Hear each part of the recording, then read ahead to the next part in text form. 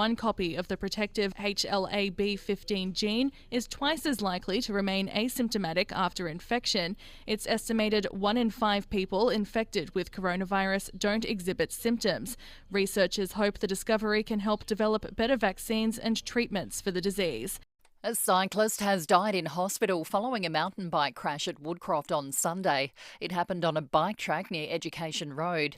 The 41-year-old Somerton Park man is the 68th person killed in crashes in SA so far this year, compared to 42 at the same time a year ago. There are concerns a proposed levy on international student fees could deter them from enrolling at Australian universities. The levy would be imposed on institutions which earn revenue above an agreed threshold to create a shared fund for things like student housing and research. But universities warn it could damage Australia's higher education reputation. There are new revelations this morning. Victorian Premier Daniel Andrews knew the budget would blow out for the 2026 Commonwealth Games. More from Christina Hearn. 4 years ago, the Andrews government funded a report into the feasibility of hosting a regional Commonwealth Games, and it recommended hosting the event in 2034. According to The Australian, the report cited cost risks, such as a lack of suitable venues, distances and staffing, with more time needed to prepare. The 2034 task force was reportedly blindsided when it was announced Victoria would host the earlier games. On Tuesday, the Premier said Games chiefs approached Victoria to help out and host the 2026 event.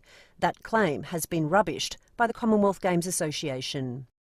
Heading to Bali from Adelaide is set to become easier as Jetstar introduces new aircraft from today. Capacity will be boosted by 25%, meaning around 250,000 passengers can fly direct between the destinations each year. 2 new Airbuses will be based here, operating as many as 2 direct flights a day. Russia has warned any ships heading to ports in Ukraine will be treated as potential carriers of military cargo. More from the BBC's Paul Moss. This is Russia upping the ante. On Monday, it pulled out of the deal, which allowed ships to carry Ukrainian grain into the Black Sea without being attacked. Now its defence ministry says any ships coming into Ukrainian ports will be treated as if they're carrying weapons. It hasn't explicitly threatened to fire at them, but there's no mistaking the implication. And that means it's even more unlikely any cargo company would risk collecting Ukrainian grain for export. That could reduce the amount of food on world markets and therefore raise the price of food globally. Now turning to 5AA Sport. Gliderroll Garage Doors' new Platinum and Native Series sectional doors are here. Gliderroll.com.au. Good morning, Tom Wren. And a very good morning to you as well, Kendall. Let's start with Cricket Australia's 8 for 299 at stumps on the opening day of the 4th Test at Old Trafford. Dave Warner contributed 32 runs. Marnus Labuschagne was out for 51 and says it was disappointing the wickets fell before posting a bigger score. I think anything with a 3 in front of it is all right. I think where we were and how many guys got themselves in, I think we'd be slightly disappointed with no one getting a big score. Yeah, Mitchell Marsh also equal top scoring with Labuschagne with 51. Mitchell Starc and Pat Cummins are the not-out batsmen. Well, it's teams night for Adelaide and Port Adelaide ahead of their round 19 matches this weekend.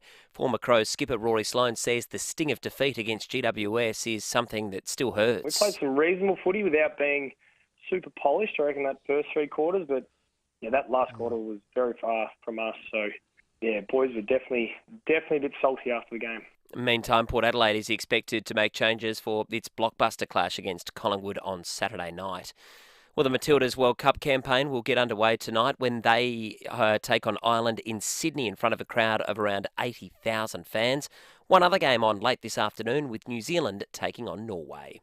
And that's the 5AA Sport. Now the 5AA forecast. Pack away the bikinis and boardies, pull out the woolies and get your brakes checked at Automasters. Showers and 16 today, partly cloudy tomorrow, 15. Showers on Saturday, 14, and partly cloudy for Sunday, 15. At the moment, 13. More news as it happens on 5AA.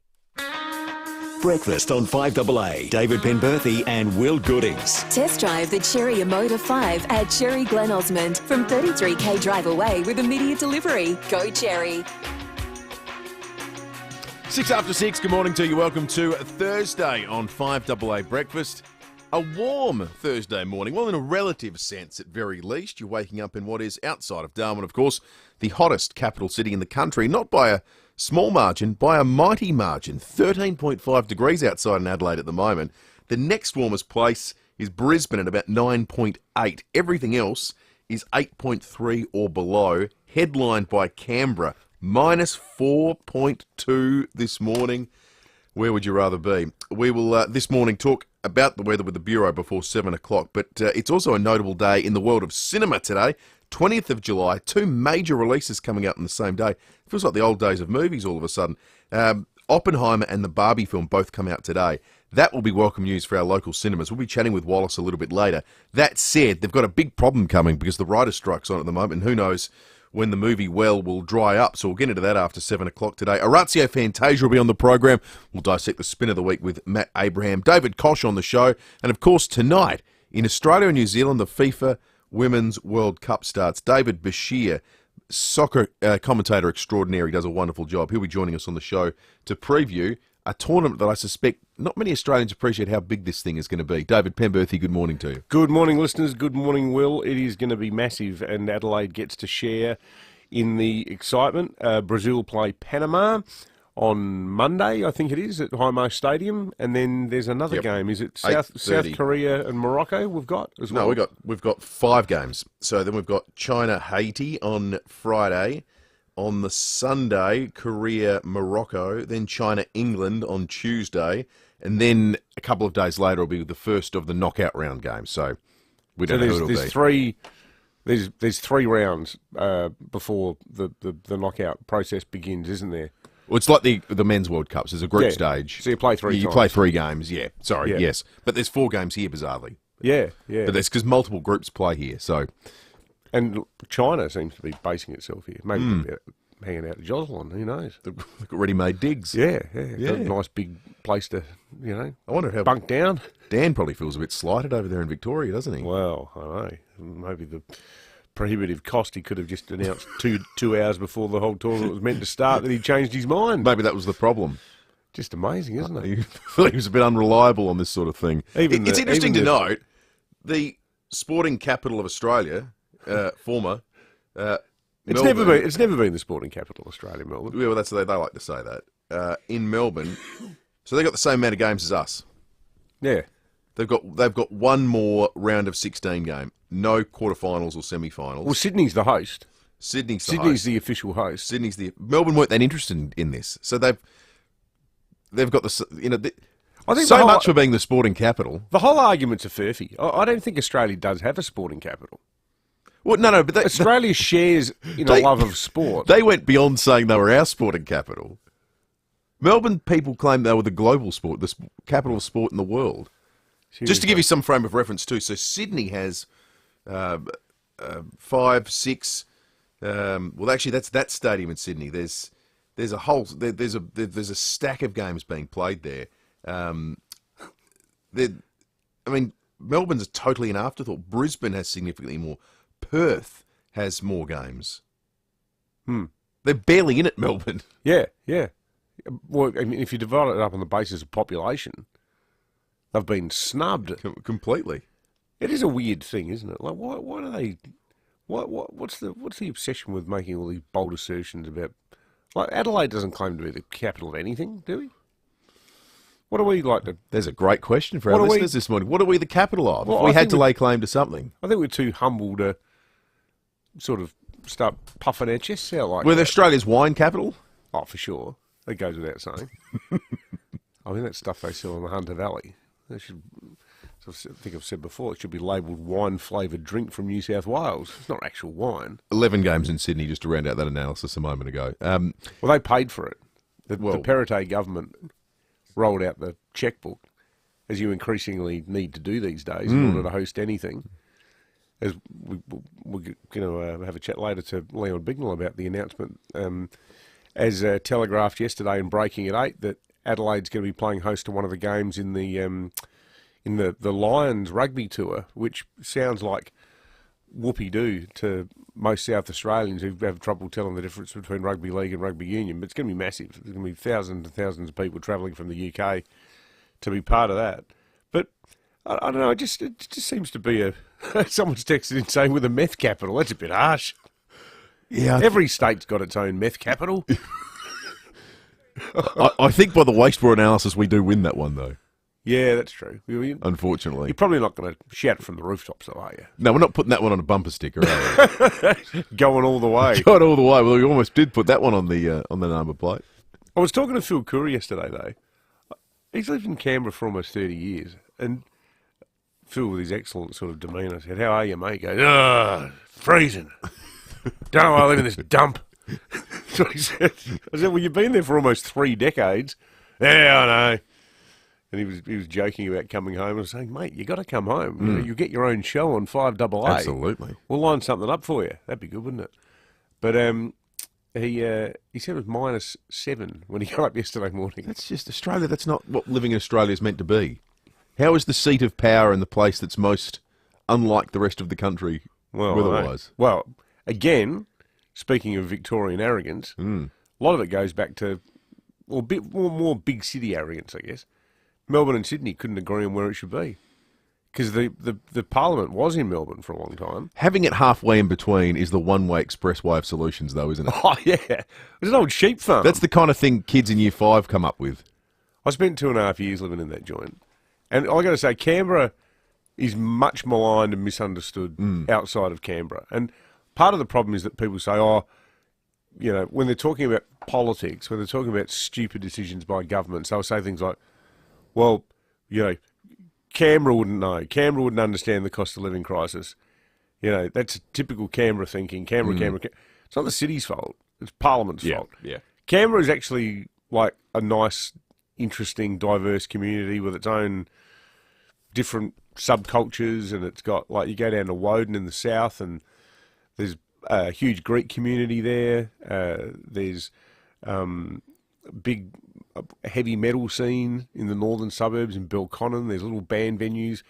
It's got one of the best skate parks in the world. Like, it's got all these different things that you don't know about unless you've spent any time living there.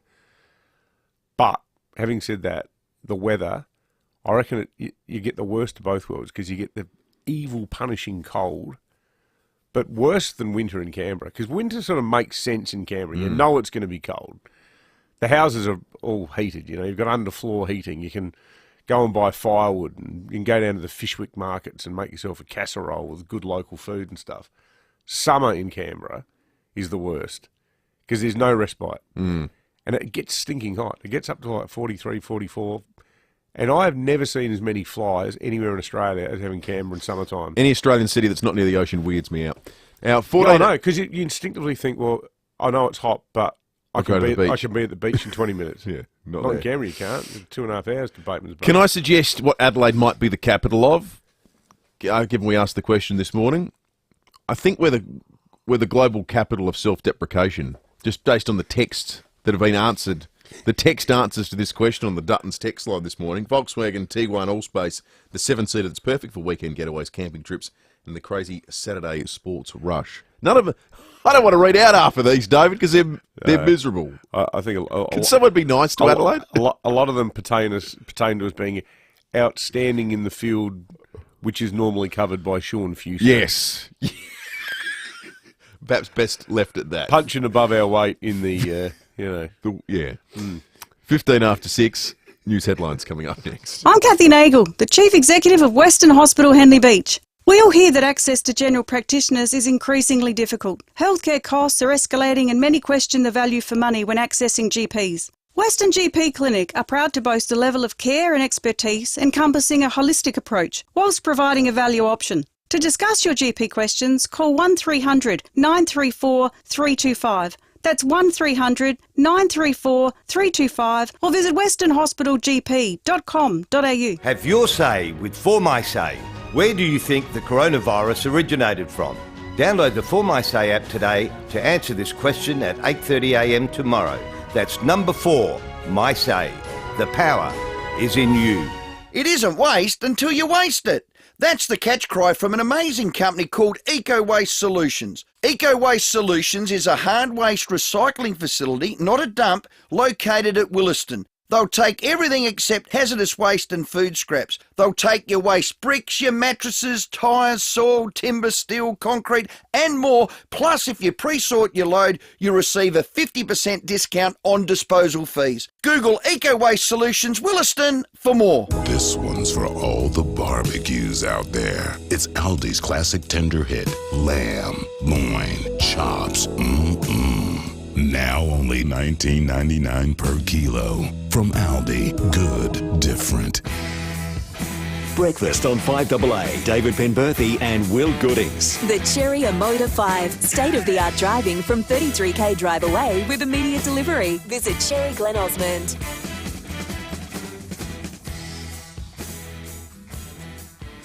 17 minutes after 6, time for news headlines on this Thursday morning. Police investigating the death of a cyclist following a mountain bike crash at Woodcroft on Sunday. It happened on a bike track near Education Road, with the 41-year-old Somerton Park man taken by ambulance to the Flinders Medical Centre. He's now died from his injuries in hospital. His death is the 68th life lost in crashes in SA so far this year, compared to 42 at the same time last year. The couple who rescued a woman being attacked by a pack of dingoes on Gari have described the moment they realised she was in trouble. 23-year-old Sarah Pete is recovering in hospital after being mauled by the animals on Monday morning at Orchard Beach. One of the dingoes responsible for the attack was being monitored by rangers following other incidents. That dingo has now been euthanased. The man who rescued Sarah, Shane Moffat, says she was suffering several injuries. I could see fear in her face. That she wasn't in a good way. There was a big piece missing out of her arm there, and there was punch wounds all up the side of her legs. Amazing, isn't it? Multiple attacks on humans. Sounds like this dingo got a sense humans were live game. What's the name we now have to use for Fraser Island? Gari. Gari. Yeah, K-Gari is. K-Gari. But it's Gari, I think is the way you pronounce it. I don't mind using Indigenous place names, but I think we should still use the English one so we know what we're talking about. Fraser Island. Don't you think? Yeah, it is. Fraser Island. Otherwise, it is confusing. It's like these days with the parklands. You just talk about, where are the netballers playing, and you get sort of Natalapinga or something like that. Well, hang on, where is that? I had that phenomenon literally this morning looking at the World Cup fixture, because Adelaide is Tantanya. Yeah, that's right. Wasn't that the name of the Crows when they competed in the Indigenous round? Could be. Well, Tandanya is the absolute dead centre of Adelaide Victoria Square, isn't it? Yeah, so this is with a T. I've never seen this one before. Is that what it's only listed as? No, it's listed that / that. So Melbourne / Narm. Yeah, Melbourne Sydney, is Narm, because when Melbourne Football Club were in the Indigenous round, they were. Well, I wonder if you're right. I wonder if Tandanya is the centre and Tantanya is more towards Highmarsh Stadium, because possibly. Sydney's Wongal and Gadigal. Yeah, they're the two venues. That's Sydney Stadium Australia and the Sydney Football Stadium. So I wonder if it's more local to the areas. Yeah, because in Sydney you get over the bridge and suddenly you're the Eora people from memory. Right. EORA. No, they didn't. They got to go. They're like the la-di-da North Shore types. The energy market operator is warning power bills could go up by more than $430 in some parts of the country this summer. The regulator says a forecast El Nino weather system is expected to drive demand for air conditioning. He expects prices will stay high amid a global energy crunch. Research suggests there may be a genetic link to strong immunity against COVID-19. Australian scientists have helped identify a genetic shield which helps people to dodge the virus. A person who carries one copy of the protective, and you'll be familiar with this one, the HLA-B15 gene. Oh, yeah. What's one of your... You've said it before, it's one of your favourites. It's in your top 5 genes. Oh, it's a good one. It's twice as likely to remain someone with that asymptomatic after they do get an infection. Scientists are trying to identify a stellar object regularly emitting radio waves into space at a rate slower than they've ever seen. The International Centre for Radio Astronomy Research suspects it may be a pole star, which release energy at intervals ranging from a few seconds to a few minutes. Dr. Natasha Hurley-Walker says the object is challenging their understanding of how some stars work. The thing with our source, though, is it's spinning too slowly for our theories to make sense of the radio emission. We're seeing these radio bursts every 22 minutes, and they go on for 5 minutes. And the source is about 15,000 light years away. So it's so bright and yet so far away. Interesting reporting in the Oz this morning about the warnings the Victorian government received regarding the Commonwealth Games bid and the timing of it. A report interstaging the Com Games in regional Victoria recommended hosting it in 2034 before the state government said, no, I reckon 2026 is going to work.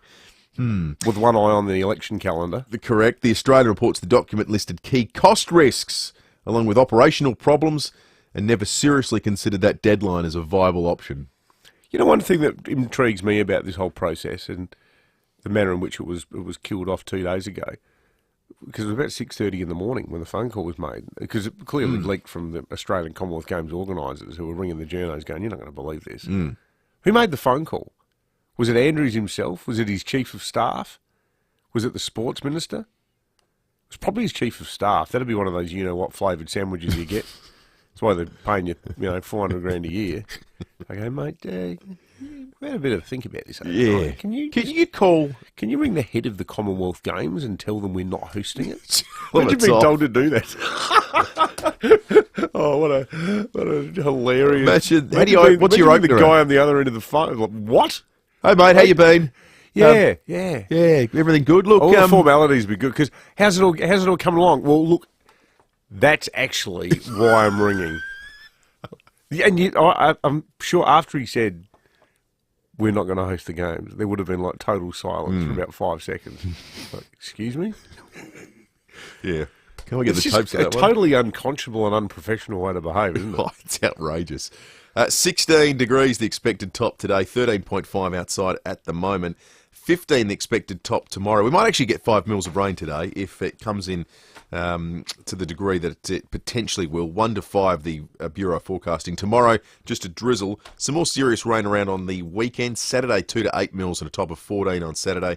Overnight low of 8 on Sunday and a top of 15. Then the rain dries up for a few days at very least, but it remains pretty cool. Monday, 15. Tuesday, 16, and Wednesday, a bit like this week, will be a lovely sunny day and a top of 17. It was a good one yesterday, getting plenty of feedback on the Dutton's text line, asking the question inspired by trademark sort of Burke and Will style Victorian arrogance, Melbourne fancying itself as not just the Australian capital, but the world capital of sport, asking what is Adelaide the capital of. Graham says Adelaide's the friendliest capital in the friendliest state. That's a nice one. And Guy in Glenelg North says, don't tell people what we're good at. We don't want them to know. If they know, then they'll come here, ruin it. We'll end up as busy as Sydney. We should be happy to be called a boring state. I like that tactic. I think the new market for being too busy is Melbourne, though. That's the only criticism I'd have of that text. Melbourne's the too busy place. Sydney's kind of built gradually, slowly, and kind of feels like it should be that big. Melbourne feels like it's bursting at the seams at the moment when you go over there. And there's plenty of places in Sydney where you can just, if it's all getting too much for you in town, you can just zip out of town. And when we were there last July with the family, we were at the aquarium, and that place, you just might as well tear $100 notes in half. Paid about $600 to see the poor old dugong sitting in a large tank. About the only excitement of it all, that and paying $90 for parking. But I just said, we're going to go to Leichhardt, we're going to eat a bowl of pasta. Yeah. And we went to this little old place. It's a bit like the old, now defunct Mummagettas in Goodger Street. You get a bowl of spaghetti bolognese for $8. Beautiful. At Bar Italia in Norton Street. You can do things like that. Well, so of course. It's still, Melbourne is literally the biggest city in Australia these days. That's right. They recalibrated how they count. Tom Wren's in the 5AA Breakfast Studio. You'll note that if you're watching along on the Foodland Supermarkets Facebook and YouTube live stream. He's here thanks to Gliderol Garage Doors, adding strength, safety and style to South Australian homes for over 40 years. Gliderol.com.au. Morning, Rennie. Morning, Will. Morning, David. I heard your voice talking about the World Cup. Starts tonight. Can't wait. I was lucky enough to get a bit of a sneak peek at the live site, just in the precinct there in the city, off North Terrace and King William Road, which is going to be sensational. So that's going to be open to the public today. That's cool. There'll be crowds there, hopefully. Well, and they've got a great setup. I think it houses around 2,500 people. Great areas where you can watch different screens, a bit like Fed Square, but it's a bit, unique, and there's food stores and everything available. So it's going to be really cool. So if you're looking for somewhere to go and watch the match and get a bit of atmosphere, that's a pretty cool thing to do, I reckon. Absolutely. But let's talk a little bit of other sport. That all starts tonight, of course, the Women's World Cup. So there's that to watch. There's also the cricket, which is, so fascinatingly poised after day one. A frustrating kind of a day. It's the How many first- starts were there? I mean, Well- crikey, there were 5 blokes who could have gone on and made a big score. It's the first time in Test history, I think, batters 3, 4, 5 and 6 have all finished between 41 and 51. And Wow, what a waste. No, exactly. You know, they all... Travis Head looked great. Mitch Marsh looked fantastic. Steve Smith looked really good. Marnus Labuschagne, I thought, for the first time, looked really good. But you're right, well, none of them went Warner on. too. I thought Warner looked good. And he got over that stupid shot. Yeah, it's as good as Warner's looked all series, isn't it? Yeah. And then just flayed at one. And look, it is hard. The ball is moving a lot around there. But once you get in, you have to go on with it. Someone has to go on with it. And 8 for 299, yeah, it's fairly evenly poised. You do know England are going to come out hard because they've got to chase the game. They have to Hasn't win. Stokes revolutionised Test cricket? Because the psychology of cricket has always been... I think, who was it who first said it? Well, it might have been Clive Lloyd. You know, if you win the toss, you go into bat. And then if you think about it again, then you go into bat. Yeah. Like the rule was you always bat. But Stokes, and it's his psychology, he loves chasing. Yeah. He loves chasing down scores. So he's almost the... Doesn't matter what happens, unless the pitch is total garbage. Like, you always, well, particularly if the pitch is total garbage, you always put the opposition in. And I mean, they've had a good run with the toss, haven't they? Ben Stokes is 1 all 4 now, but I think, you know, a lot of the old school commentators like Mark Taylor was saying exactly that, Pembo, like they were staggered that they would choose to bowl. And I think the decision for Australia not to pick a frontline spinner, given how dry it looks already, could potentially come back to backfire. So we need a Travis Head fifer. Well, exactly. He's gonna have to bowl a few overs, I think. So we've got the soccer tonight. We've got the cricket as well, if you want to watch that, and then the Open Championship begins tonight as well. 10 Aussies involved. Cameron Smith out to defend his title. So what do you do, Tom? Have you got one of those TVs where you can split? You can have one little box in one corner.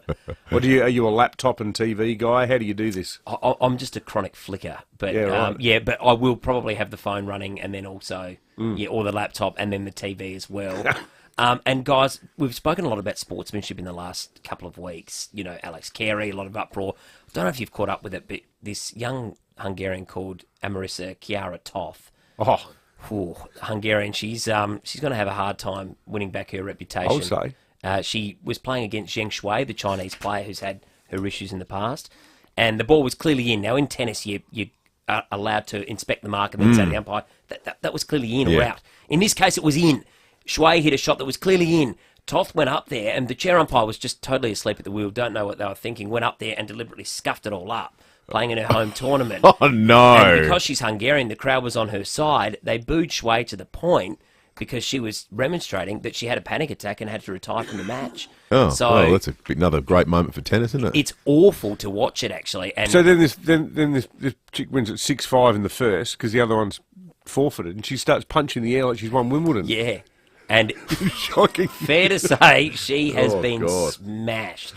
So if you want to Google that, it's not a pleasant video to watch, though, is No, it? it's not. But it's just, you think, what is going through this woman's head? Yeah. It's bizarre. Totally wild. Oh, I don't think she's going to get a warm reception next time she plays abroad somehow. Good on you, Rennie. Thanks, boys. Gliderol Garage Doors' new Platinum and Native Series sectional doors are here. Gliderol.com.au. You might think having thousands of POWs is excessive, but that's not what the team at Parafield Airport Liquor Store think, because that's how many they have.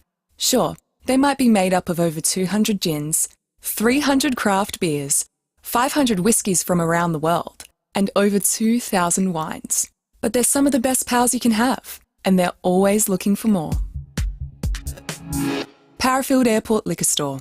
POWs, next to Roulette's Tavern, Kings Road, Parafield. 5AA Breakfast is streaming live right now. To watch, simply head to 5AA on Facebook or YouTube.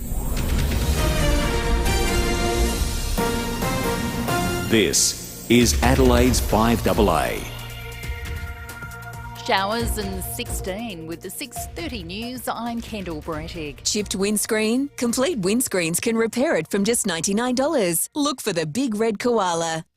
A mountain bike rider has died after a crash at Woodcroft on Sunday. The 41-year-old Somerton Park man was taken to hospital after the accident on a bike track near Education Road, but has now died from his injuries. Major crash officers are investigating the circumstances.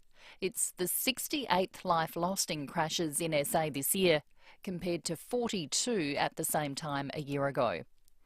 Households are bracing for a spike in power bills over summer. More from Emily Minnie. The Australian energy regulator is expecting wholesale energy prices to remain high during warmer months. A forecast El Niño weather event is expected to drive demand for air conditioning, which will push up power bills. The regulator sets an annual default offer, which caps the price retailers can pass on to customers who don't take up deals.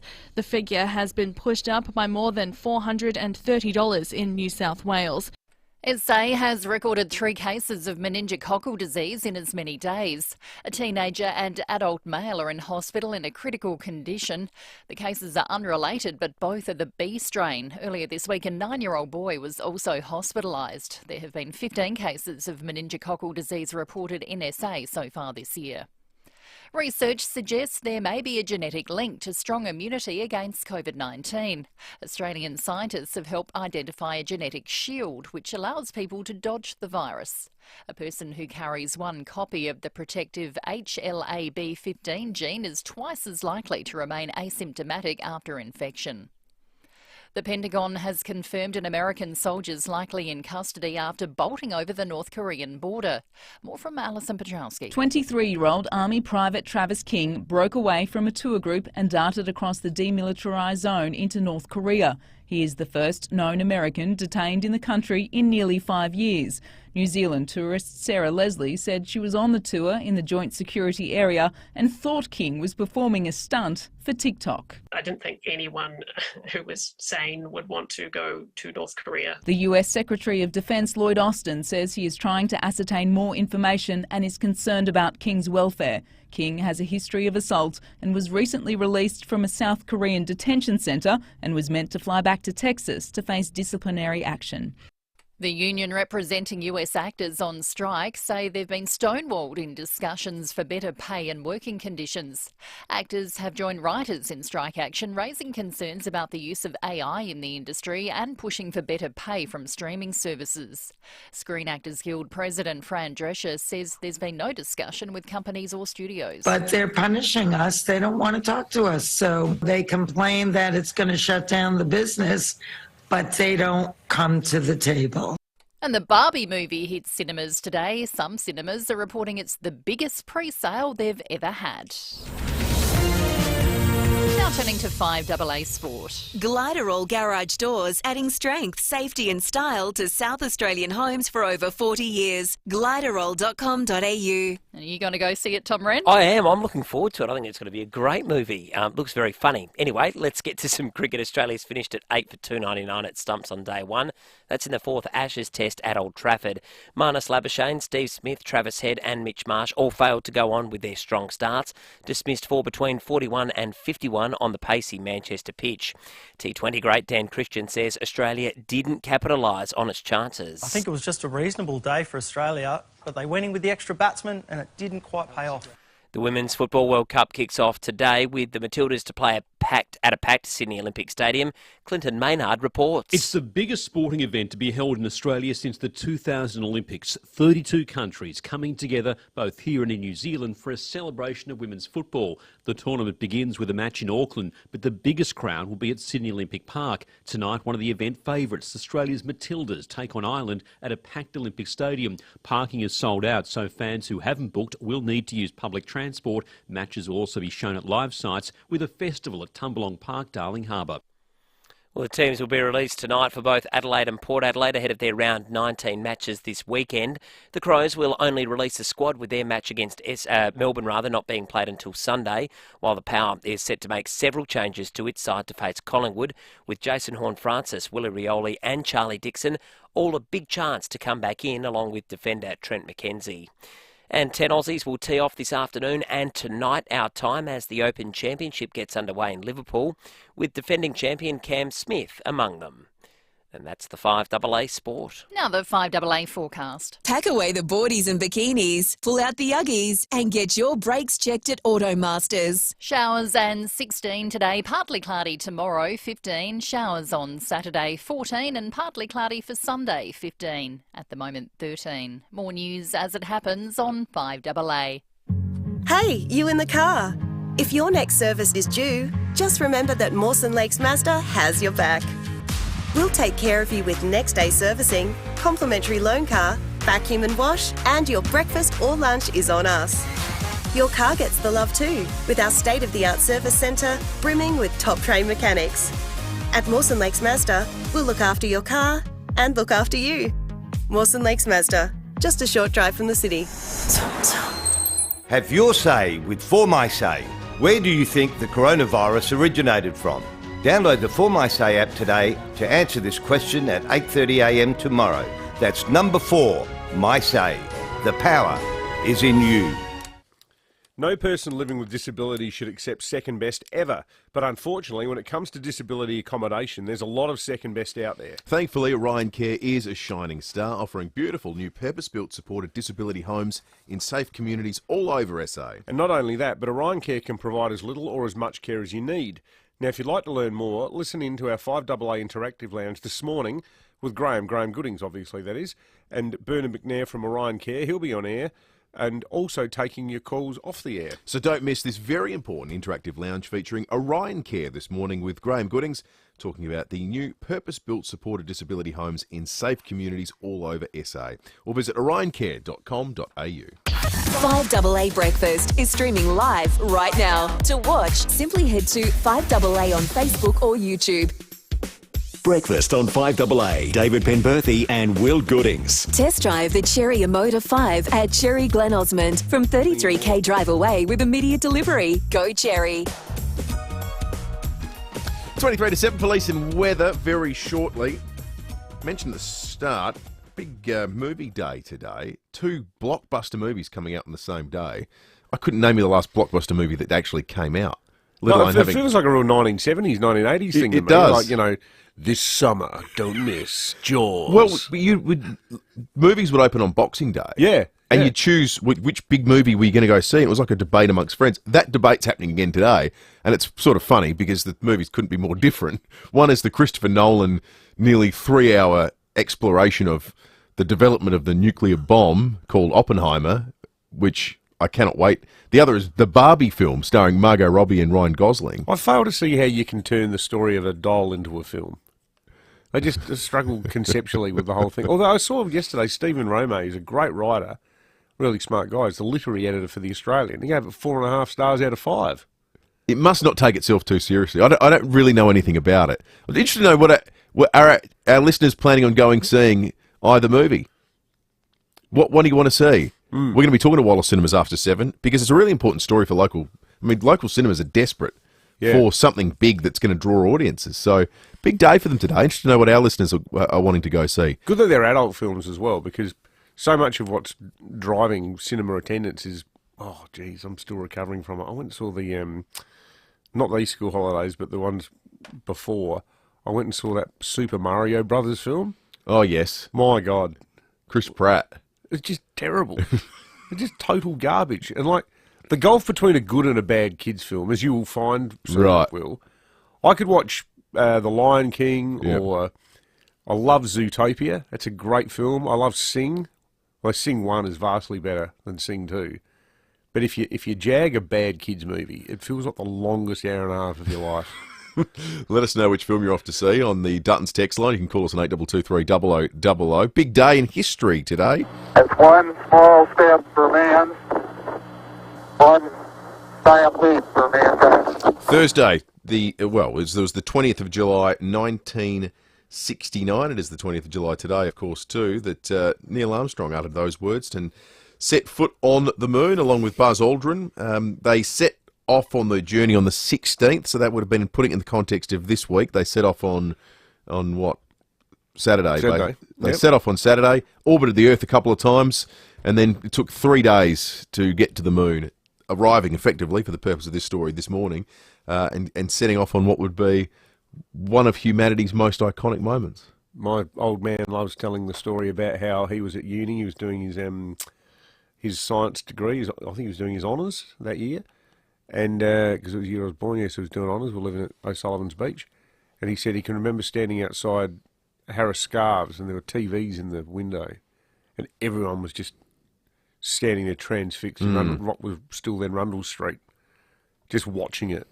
And he said a lot of people were crying, just overwhelmed by it. Like, how is this even happening? Amazing, isn't it? Absolutely incredible. Good news for Adelaide-Bali travellers. Jetstar is boosting capacity by some 58,000 seats by basing 2 new aircraft in Adelaide from today. That represents a 25% increase on the amount of travel that can go between the two places. 250,000 seats a year now between Adelaide and Bali direct. 250,000 seats. There'll be a new plane, the Airbus A321 NEO or NEO aircraft. They're going to have 2 direct flights a day, well, up to 2 direct flights a day out of Adelaide to Bali. It doesn't cease being the international tourist destination of choice for people, does it? Doesn't seem it's so cheap and it's so quick close. And easy. You know, if you're going to have a lot of people would say these days with the cost of living in Australia, it's not even remotely an overstatement. Your money goes further in Bali than it does in Port Douglas. Absolutely. Or Darwin. Going to Darwin, crikey. We looked at that because Kate's brother lives there, and we're looking at going as a family. And I said to Kate, it's probably cheaper to go to Singapore. Like, seriously, with that direct flight with Singapore Airlines, it's a great flight. But it's so quick as well. Like, normally as Aussies travelling, you know, you think about going to Europe or America, you just swallow hard when you get on the plane going, don't worry, this will eventually end. But, you know, 6.5 hours, 5.5 hours up the road to Indonesia or Singapore, it's, by Australian standards, walk in the park. Absolutely. Lots of texts coming through on a whole range of subjects this morning. Volkswagen Tiguan Allspace, the 7-seater that's perfect for weekends away, camping trips, and the crazy Saturday sports rush. Rob says, breaking news, Dan Andrews has cancelled the next state election, citing the cost is just too much. So I actually reckon if he did cancel the next election, I reckon his legion of Pyongyang-style acolytes on Twitter, 2 days ago, the number 1 trending term in Australia was "Thank you, Dan." These saps who swallow his line that, this is all about schools and hospitals. Yeah, it's like, well, that's not an argument for tearing up a deal done in good faith.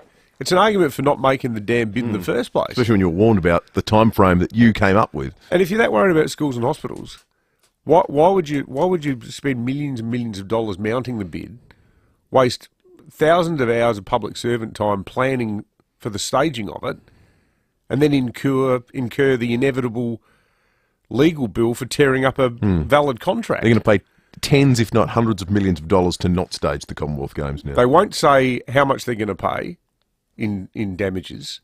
They won't say where they got their modelling from, claiming that this is cockamamie nonsense, that suddenly it's gone from 1.5 billion to almost 7 billion. Well, no scrutiny at all. It's just crazy. No transparency at all. As you said, though, Will, very diverse comments. Someone here, Rob, says, I'm going to see Oppenheimer on Saturday. So good to see a movie that's not Fast and Furious 87. Couldn't agree more. 'Cause that's what I was saying before. It's either kids' films or Marvel films. Or Fast and Furious films. Yeah.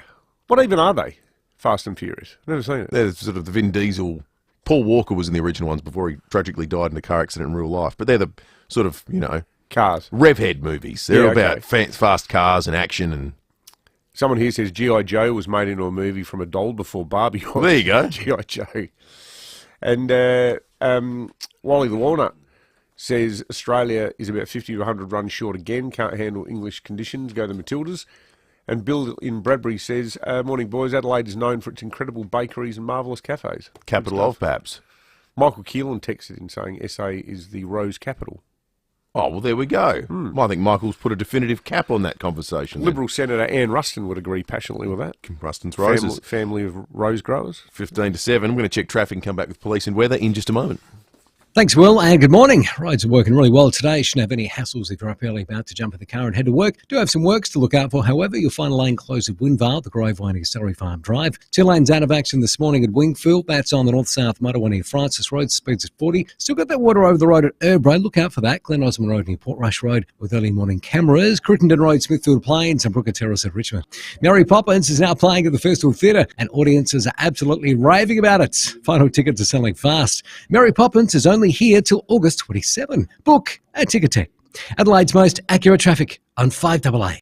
I'm Kathy Nagel, the Chief Executive of Western Hospital Henley Beach. Eye healthcare, cataract surgery and glaucoma management are all health issues that can appear unexpectedly, and specialist treatment is often required. Western Eye Care at Western Hospital boasts 7 ophthalmic surgeons, on-site diagnostics, surgery options and a wide range of aftercare for all eye healthcare needs. For more information, visit westernhospital.com.au or call 8159 1200. That's 8159 1200. In tough times, it's the simple things that make a big difference. Like $17 schnitzel days at the Albion Birkenhead Tavern, Excelsior and the Lighthouse Wharf. We know the humble schnitty can't fix all our problems, but we do know it'll put a smile on your dial. $17 schnitties Mondays, Tuesdays and Wednesdays at the Albion Birkenhead Tavern, Excelsior and the Lighthouse Wharf. Making the world a better place. One schnitty at a time. Got to start somewhere. You just know it's a Barreau hotel. Go Vita, your local health food shops. Over 30 years health and wellness experience and over 300 natural health practitioners specialising in you. Hi, I'm Ali from Go Vita Marion and Colonnades. This month we have a great offer on NutriVital Aged Black Garlic 1-a-day odourless capsules. Save 37% off recommended retail price with 30 capsules now $11.95.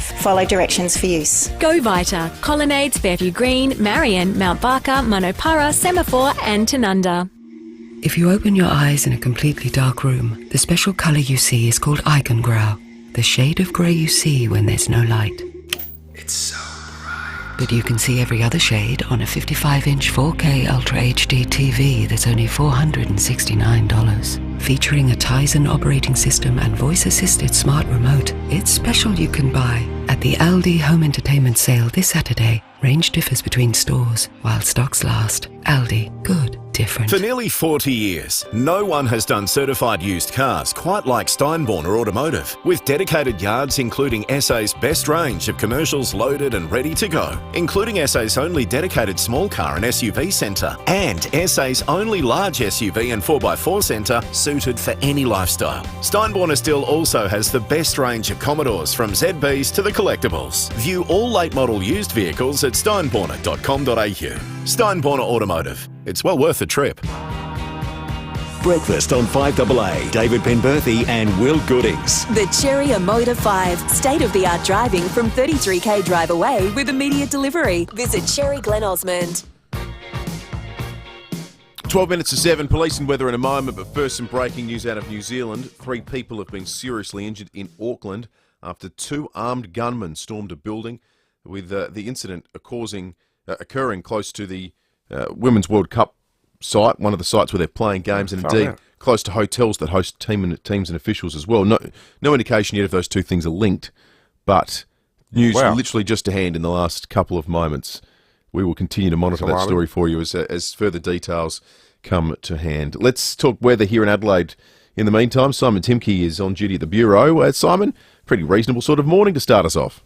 Good morning, Will. Morning, David. Yeah, look, some showers approaching, though, and in fact, showers over the southern suburbs at the moment, just sort of pushed across that area in the last half an hour or so. And we'll see showers develop over the Adelaide area during the morning as well. And that's associated with a cold front that's moving across. Be quite windy ahead of that front too. The north to northwesterly winds will be a bit fresh and gusty ahead of the southwesterly change expected to move through during the early afternoon. Temperature-wise, with that cloud and the wind around, hasn't been so cold overnight. Had a minimum temperature 13 degrees at about 10 to 5 this morning. Currently sitting on 13.3 degrees.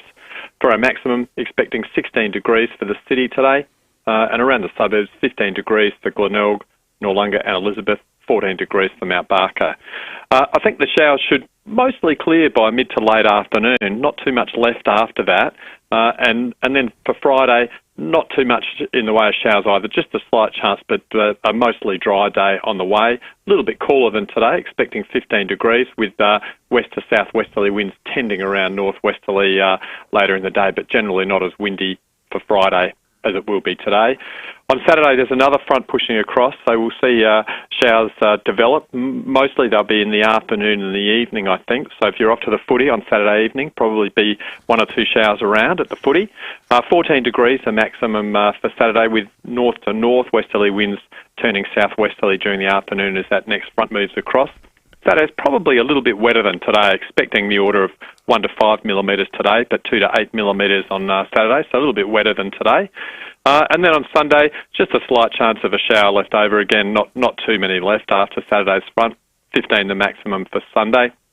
And then into the early part of next week, we're under the influence of a high pressure ridge, so mostly dry conditions through Monday, Tuesday and Wednesday, and slowly getting warmer. 15 degrees for Monday, 16 for Tuesday, 17 for Wednesday. Looks like a sunny day on Wednesday next week, guys. Lovely. Thank you, Simon. Let's head to the SAPOL. Senior Constable Matt Brown's on the line. Matt, we spoke earlier about this in our news headlines. Awful story, a fatal incident involving a cyclist at Woodcroft. That's right, Will. Well, police are investigating the death of a cyclist following a mountain bike crash at Woodcroft on Sunday. Now, the crash occurred on a bike track near Education Road about 11 a.m. on Sunday the 16th of July. And the cyclist, a 41-year-old Somerton Park man, was taken by ambulance to the Flinders Medical Centre, and sadly he died of his injuries on Tuesday the 18th of July. Now, major crash investigators are investigating the circumstances surrounding the incident, but the rider's death is the 68th life lost in crashes in South Australia so far this year, compared to 42 at the same time last year. Now, I know there has been a little bit of confusion about how this relates to the road toll, but the crash occurred on an area, like we say, a bike track, so it's a road-related area, which is an area that's not a road and it's open to the public and designated for use by cyclists or people riding other vehicles. Okay, well, that makes sense, Matt. Also, what about this ratbag drink driver who's been caught in Whyalla? Yes, it still makes us shake our heads when we hear about these sorts of things, Dave. But police stopped a vehicle on McDowell Stewart Avenue in Whyalla Stewart about 2:30 p.m. on Wednesday the 19th of July, and police checks revealed the car was unregistered and uninsured, and the driver, a 34-year-old man who's never held a licence, recorded a blood alcohol reading of 0.290. But an inspection of the man's vehicle revealed numerous defects, including a broken driver's seat and also inoperable seat belts. So he was reported for numerous traffic offences. His car was impounded for 28 days, and he'll be summoned to appear in court at a later date. Sorry, Matt, did you say his age? Have you got an age on the bloke? 34. So he's 34. So he's, yep. What's that, 18 years above the age at which the rest of us get our licence. He's never had a licence. He's been driving for almost 2 decades. Yeah, it's not too hard a process, is it, Dave? No. Log down you can do it online these Reg days. Yeah, get some lessons and away you go. Exactly. It's just insane. Good on you, Matt. Senior Constable Matt Brown from SAPOL there. Let's head to the US. Tim Lester in the 7 News Bureau there, covering this very old story with regard to a US soldier that crossed into the neutral zone in North Korea and has been detained. Tim Lester, good morning to you. Just bring us up to speed with what's happened here, because last I read, this is a bit confusing working out how and why this happened.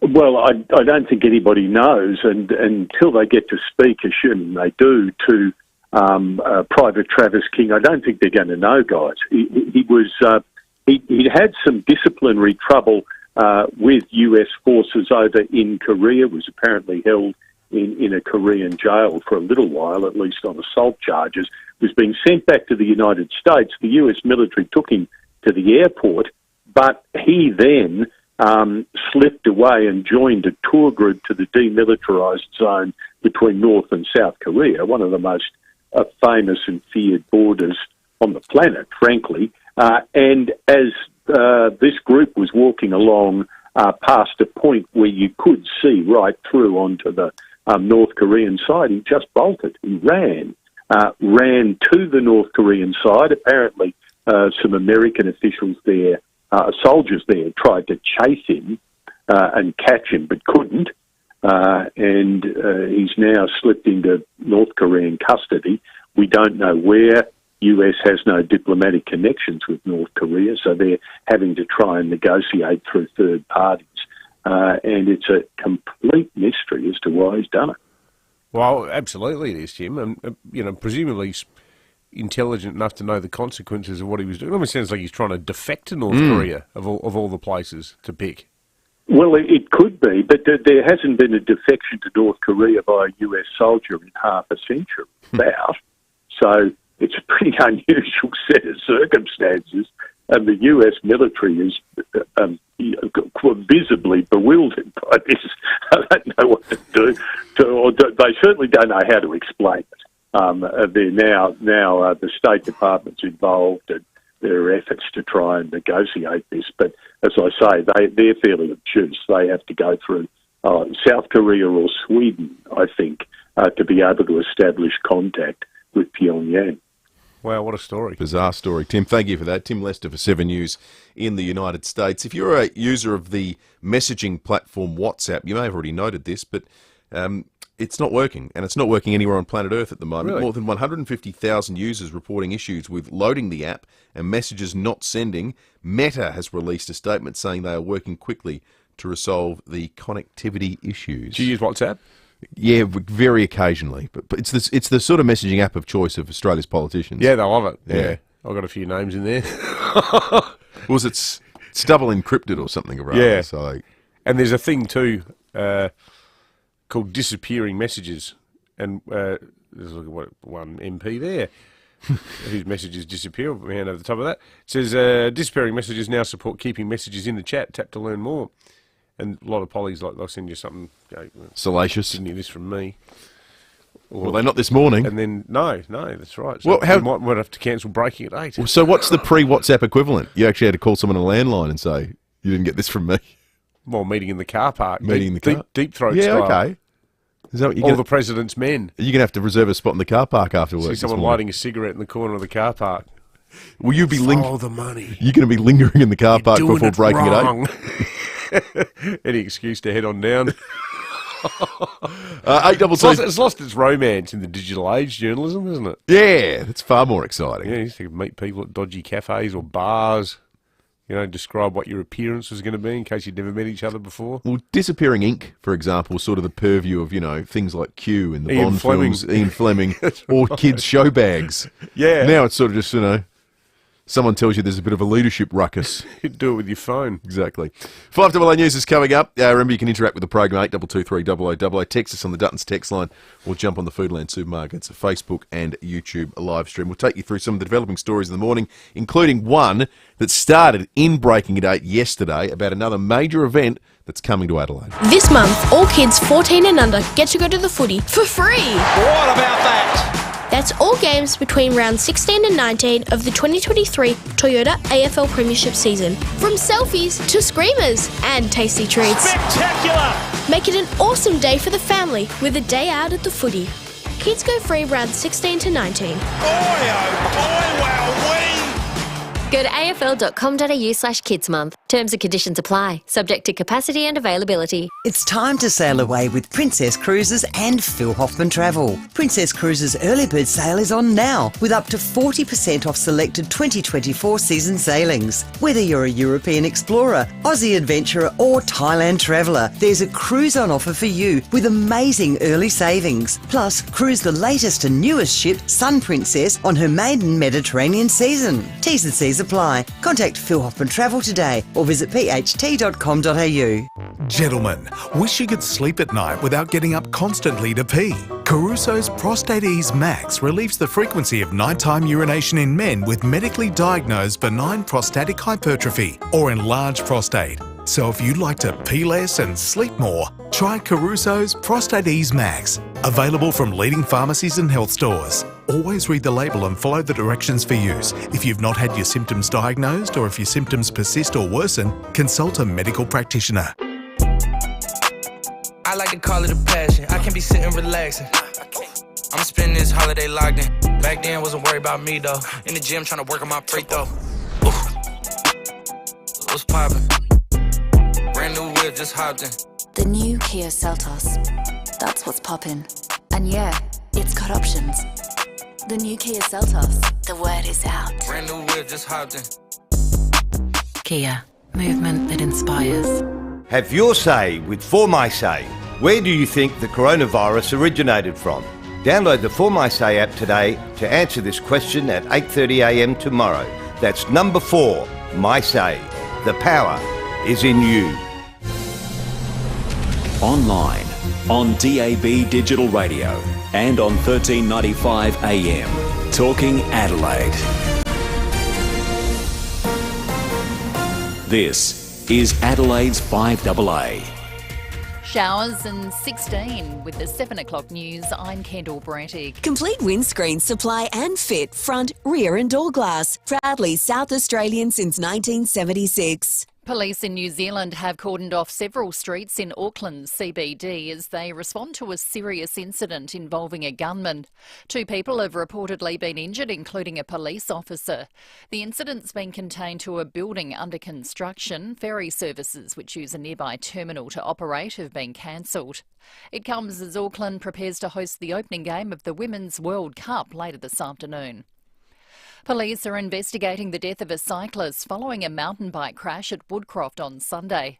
It happened on a bike track near Education Road. The 41-year-old Somerton Park man was taken to the Flinders Medical Centre but has now died from his injuries. The mountain bike rider's death is the 68th life lost in crashes in SA so far this year, compared to 42 a year ago.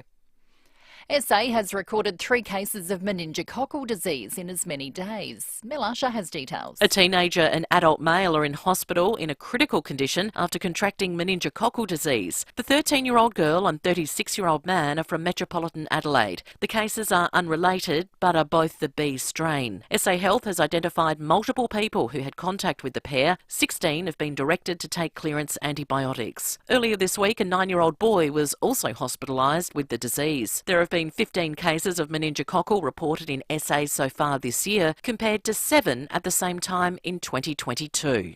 Universities are pushing back on a proposal to impose a levy on revenue from international student fees.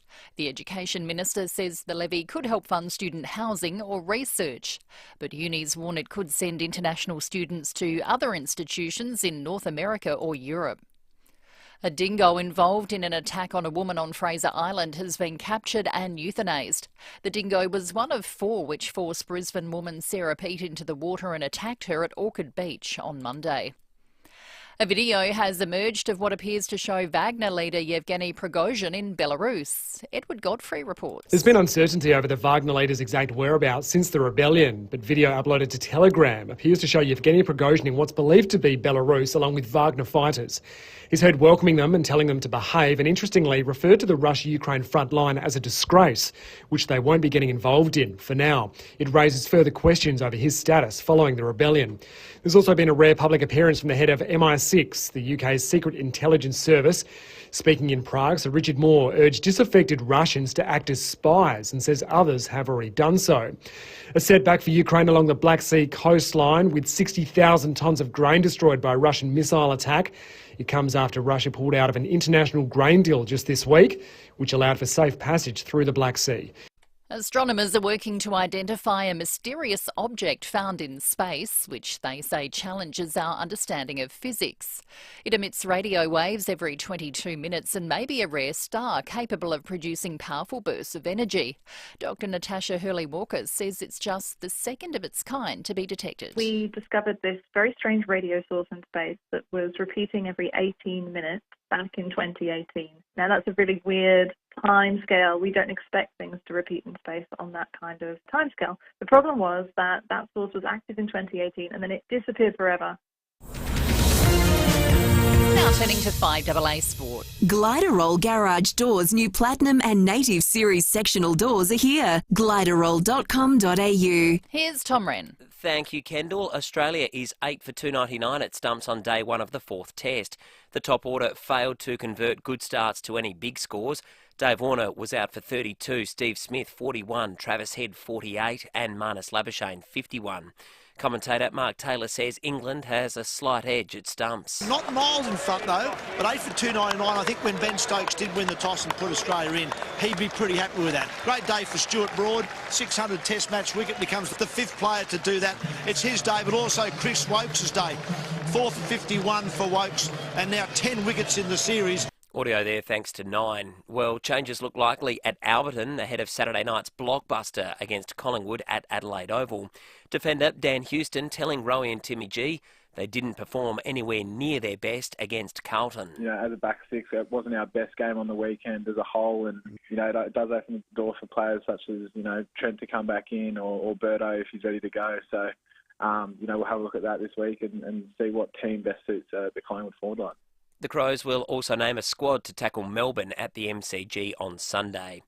To soccer, Ireland captain Katie McCabe says they won't be shying away from physicality tonight in their World Cup opener against the Matildas in Sydney. And Lucas Herbert will be the first Aussie to tee off in tonight's Open Championship in Liverpool, playing in the third group alongside New Zealand's Ryan Fox and South Korea's Wenhun An for the final golf major of the year. And that's the 5AA Sport. Now checking 5AA traffic. Breaking news. Huge sale at Elite Bedding Edwardstown. Up to $500 discount on a Queen or King mattress. Roads looking pretty good today, although the odd passing shower this morning, so keep that in mind. We do have water over the road at Irbrae, Glen Osmond Road near Portrush Road. 2 lanes out of action for the drive-in today. You'll find those at Wingfield. It's on the north-south motorway near Francis Road. And we're slow for works, Fullerton Road at Glen Osmond Road with speeds reduced. Cameras, Dalkeith Road, Monopara Downs and Days Road at Ferryden Park. Did you know that Burbank Homes can adapt a design to suit just you? With flexible floor plans and guaranteed build times, you'll love building with Burbank. Search Burbank Homes. Adelaide's most accurate traffic on 5AA. Pack away the bikinis and boardies, pull out the woolies and get your brakes checked at Automasters. Showers and 16 today, partly cloudy tomorrow 15 and then showers on Saturday down to 14. At the moment 13. More news as it happens on 5AA. Don't mess with a missionary man. Breakfast on 5AA. David Penberthy and Will Goodings. Test drive the Cherry Emoda 5 at Cherry Glen Osmond from 33k drive away with immediate delivery. Go Cherry. 7 after 7 and good morning to you if you're joining us for the first time on this Thursday the 20th of July. We are monitoring a situation in New Zealand where, according to News Talk ZB, talk radio station there, they are now reporting that more than one person has died at the scene of an incident at the CBD. The reports earlier have been that a suspected gunman is involved. Details scanned at the moment. Here is a little bit of the conversation on News Talk ZB just moments ago.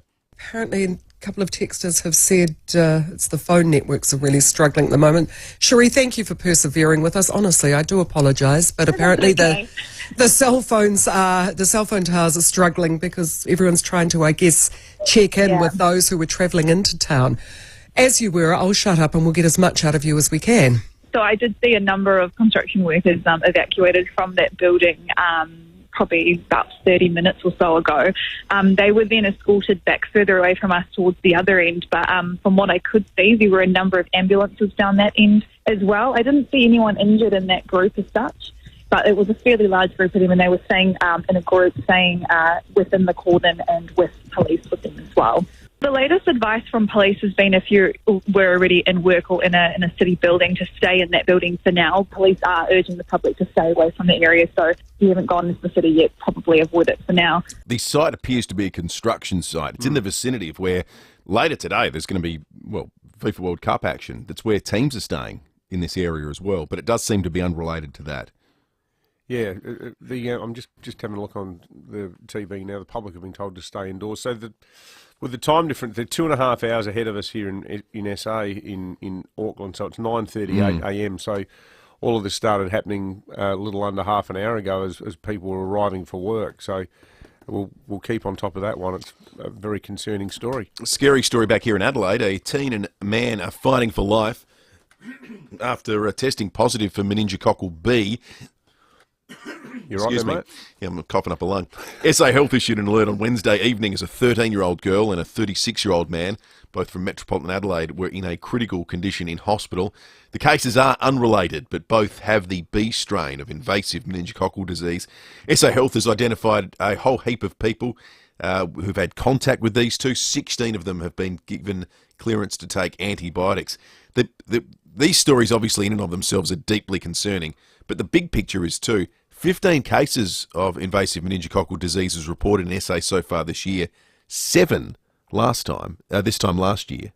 Yeah, so twice as many. Yeah, it fluctuates quite a lot. The good news, of course, these days is you can get immunised, vaccinated against it, and everybody should make sure that they do that.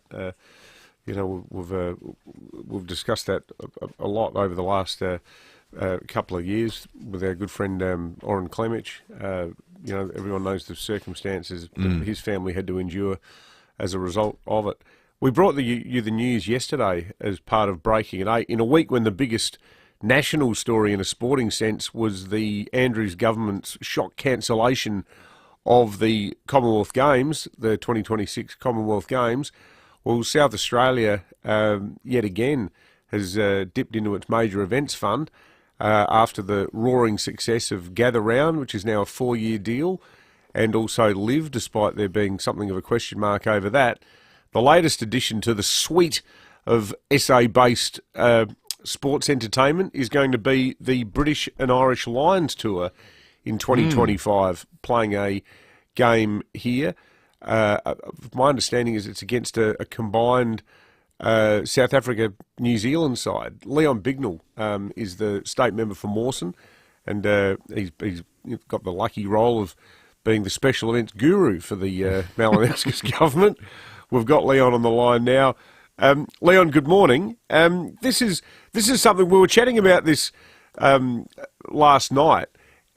A lot of South Aussies don't get how big a deal this is in the world of sport, do they? No, and to be fair, I didn't know either until 10 years ago. 2013, Rugby Australia, when I was Tourism and Sports Minister, invited me up to Brisbane to watch the Wallabies play the British and Irish Lions. And just seeing how a team with 20,000 fans, and these fans are high net worth individuals, men and women who run companies, they're medical specialists, and all sorts of people who save for their whole lifetime to come on a British and Irish Lions tour, just basically took over Brisbane, 20,000 of them. And what that pumps into the economy is incredible. And so I went there and I watched this spectacle on the pitch, but I was more fascinated by what was happening off the pitch because, like a lot of South Australians, I'm not necessarily a rugby fan. I hadn't heard of the British and Irish Lions before. What I am a fan of is growing the South Australian economy. And I sat with the chairman of the British and Irish Lions on that night back in June 2013, and I said to him, we've got to get you to Adelaide next time round. And we were sitting there going, have you ever been to Adelaide before? He didn't know whether we had. We Googled it, found out that the last time they'd been to Adelaide was on the British and Irish Lions' very first tour back in 1888. They played a rugby match against Adelaide 15. They smashed us 28-3, but they played 4 games of Aussie rules, or it was then known as Victorian rules, and they got absolutely towed by South Adelaide, by Norwood, and a team called the Adelaide Football Club, which folded a year later. So not the Adelaide Football Club we know now as the Crows. But they had one victory. They had a victory in AFL, or Aussie rules, and it was over a team called the Port Adelaide Football Club on the Adelaide Oval in 1888. Hey, Leon, and I'll go, well, there you go. Can I ask you, I mean, I mentioned at the start, the big story this week was the Vics cancelling the Commonwealth Games bid, and the rationale given for that by their Labor Premier was he'd rather spend the money on schools and hospitals. Do you think that we're getting the balance right with Gather Round, Live, and now this?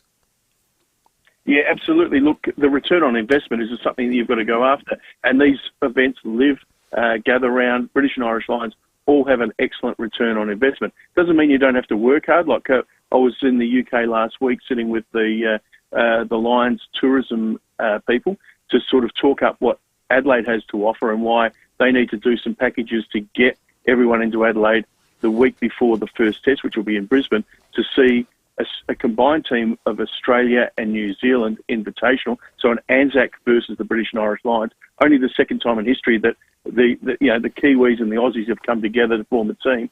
And that in itself is historic. We're going to have visitors coming from across the Tasman, from all parts of Australia, who are Kiwi fans, who are Aussie fans. So it's Australia and New Zealand playing together against the combined forces of England, Ireland, Scotland and Wales.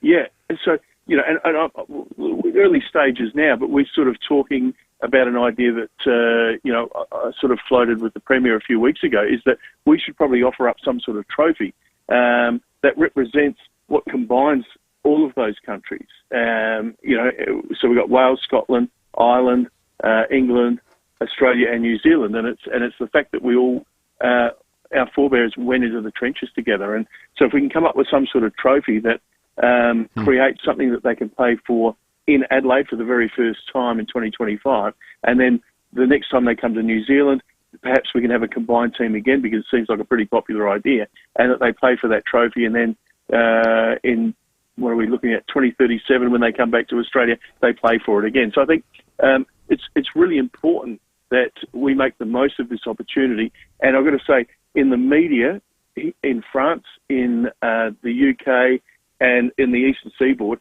everyone is talking about this combined team, the Anzacs versus the British and Irish Lions. It's leading all of the news coverage over here in Europe, as well as back home on the Eastern Seaboard. Probably the only place that hasn't got a real big run is Adelaide, because, as I said, 10 years ago, like me, I didn't actually understand this. So we're going to bring the people of South Australia on the journey, and I reckon this is going to be the biggest thing we've seen in terms of a surprise element since 1985. And I remember as a 19-year-old when the first Australian Formula Grand Prix hit town, and people had sort of known it was coming, and then when it actually hit town with all the noise and the cars and all these European extravagance and everything else, people are going, wow, we don't know what this is, but we love it. We want to be around it. I think that's what we're going to have in 2 years' time, and we just have to bring the people of South Australia along on the journey. I think they'll see the economic benefit of having all these people in town, but also, one of the most phenomenal sporting outfits in the world. They never play a series at home. They've played a couple of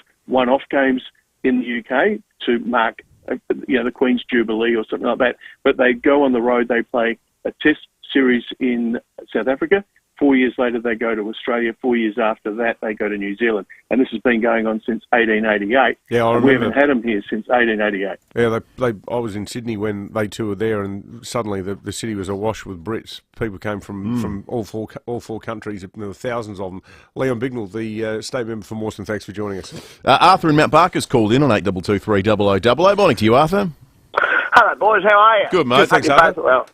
Well, what I'm phoning about, Dave, just spent some talking about today being the anniversary of man landing on the moon. I think you find that was the United States time was that day, and we were really the 21st of... That's a good point. Yeah, you're absolutely because, right. Because, man, I think you'll find it's really prime viewing time in the United States at the time that the landing on the moon took place. Yeah, that's right. That's right. No, good point, You're Arthur. absolutely right, Arthur. You're spot on. It's the 20th is the date in history, but not the time that it was on in Australia. No.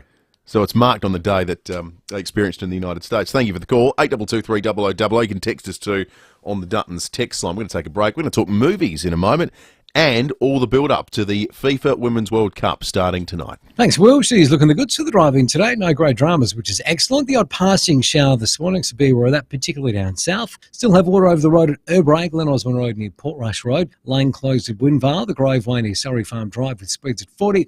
And she will get slow this morning at the intersection of Glen Osmond Road and Fullerton Road, just near the Arkabar there for works. Cameras, Days Road, Ferryden Park and Exeter Terrace at Dudley Park.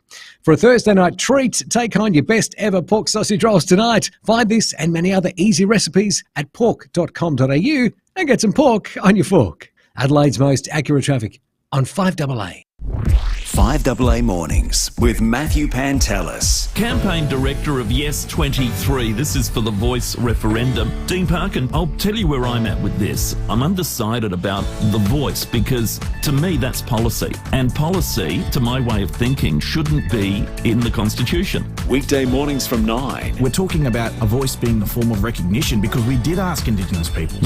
On 1395, Adelaide's 5AA. Gentlemen, are you getting up 3 or 4 times a night to pee? Caruso's Prostate Ease Max relieves the frequency of nighttime urination in men with medically diagnosed benign prostatic hypertrophy or enlarged prostate. So if you'd like to pee less and sleep more, try Caruso's Prostate Ease Max. Available from leading pharmacies and health stores. Always read the label and follow the directions for use. If you've not had your symptoms diagnosed or if your symptoms persist or worsen, consult a medical practitioner. Hey, you in the car. If your next service is due, just remember that Mawson Lakes Mazda has your back. We'll take care of you with next day servicing, complimentary loan car, vacuum and wash, and your breakfast or lunch is on us. Your car gets the love too, with our state-of-the-art service centre brimming with top-trained mechanics. At Mawson Lakes Mazda, we'll look after your car and look after you. Mawson Lakes Mazda, just a short drive from the city.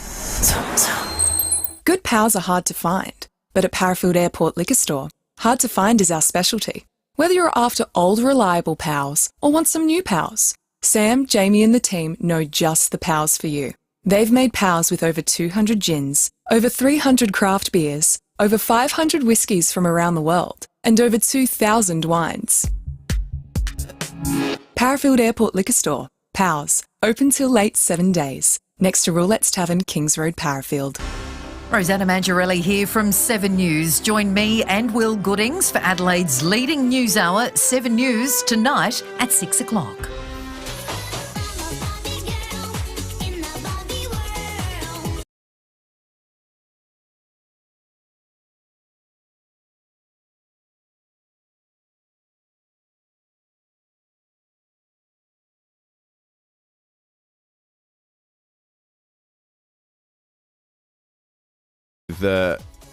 Anastasia from the Wallace Cinemas in just a moment. The manager, in fact, of the Piccadilly, the magnificent cinema that's just been redeveloped in a moment. But I want to take a second to lament the fact that I think we've missed a cracking sunrise this morning. We've had a flood of texts, including some amazing pictures being sent to us on the Duttons text line of what was a beautiful sunrise. I've pulled up the curtain behind us to have a look.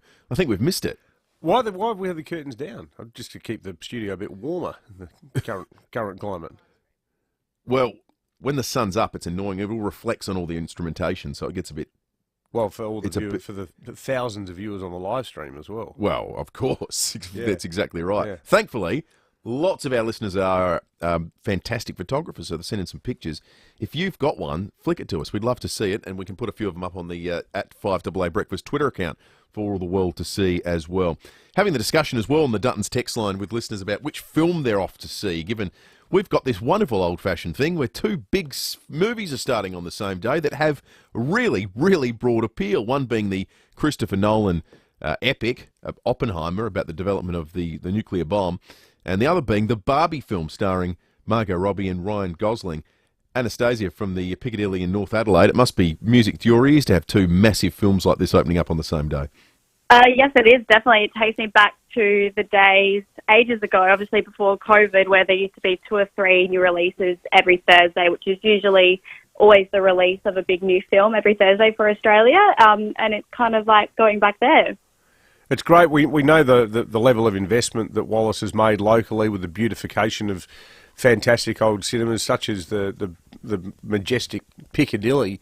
We're getting to a point, are we not, Anastasia? I think a lot of people are questioning the things like streaming services. There's no sense of, like when Scorsese released that tedious 4.5-hour film with Pacino the other year. There's no sense of occasion watching something at home on the couch, is there? Oh, absolutely not. I mean, it was bound to happen with the technology going the way it's going, but nothing beats going to the movies and seeing everything on the big screen with sound, having a popcorn in your hand, having a choc top. And for me, that's always been something from childhood that I've loved the most, and I don't think it's ever going to get old in my eyes. So which of the two films are you expecting to be the most popular?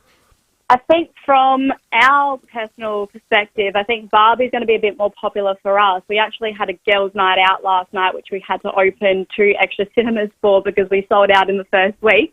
For the first one, we had about nearly 700 people in the building last night coming in to see Barbie. So I think that's how the rest of the weekend is going to look. But we can't not forget about Oppenheimer. I think Christopher Nolan is absolutely insane. He's one of my favourite directors of all time. Well, he makes movies that make you go to the movies. It's a waste of time 100%. Watching a Christopher Nolan film at home. Exactly. There's no way that you'd be able to watch one on your small laptop at home with a small screen. He makes them with the intent of it being on the big screen, and he usually works with Hans Zimmer, who's a composer, and he's worked with someone different this time. And watching his film is like quite literally going into another world for a couple of hours, and you have this feeling that you get after you see the movie, and it's just absolutely insane and speechless, I think, for me. Hey, Anastasia, we've heard the news that Eric Bana's latest movie, The Dry 2, is being put off on account of the writers' strike. At the local level, are there any concerns about what impact this strike could have on cinema in Australia? Well, I mean, already there is the Dry 2. I mean, the first one a couple of years ago was so popular, and I think it brought people back during a time that we really needed it, like Top Gun did. And to hear that the second one, which we've also heard is very, very good, is kind of halted, and there's actually no release date for that one at all. So it's not like they've moved it back.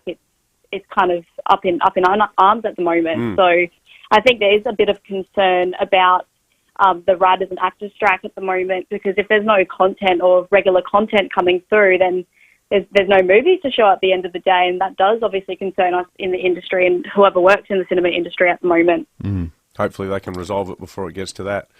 Well, happy story, and we love the idea of our local beloved Wallace Cinemas being packed to the rafters with chock-top munching cinema enthusiasts. Good absolutely. on you, Anastasia. Thank you for your time this morning. The manager there, the Anastasia of the Piccadilly North Adelaide, part of the excellent Wallace Cinemas group. Now, great actor, Eric Barron, isn't he? He's superb. He's got such a diverse role call. I was just thinking, Munich, Black Hawk Down and Chopper are three of my favourite modern films. How good is he as Chopper Reid? Well, that's an all-time Australian film. You know, Bob Carr, former New South Wales Premier, absolute movie tragic. It's to the point where people thought he was actually too distracted when he was pretending that he was... I remember one day... The Tom Duday of politics. Oh, he was. He was about to hold a press conference. There'd been some massive train delay with all the train system had totally cacked itself. And he's at this press conference and he goes, "Now, before I start, have any of you seen Chopper yet?" And I'd actually seen it the night before. I said, "Yeah, I saw it last night. It's unbelievable." And he goes, "I don't think an Australian film has ever quite captured the cadence of the Australian criminal underclass as well."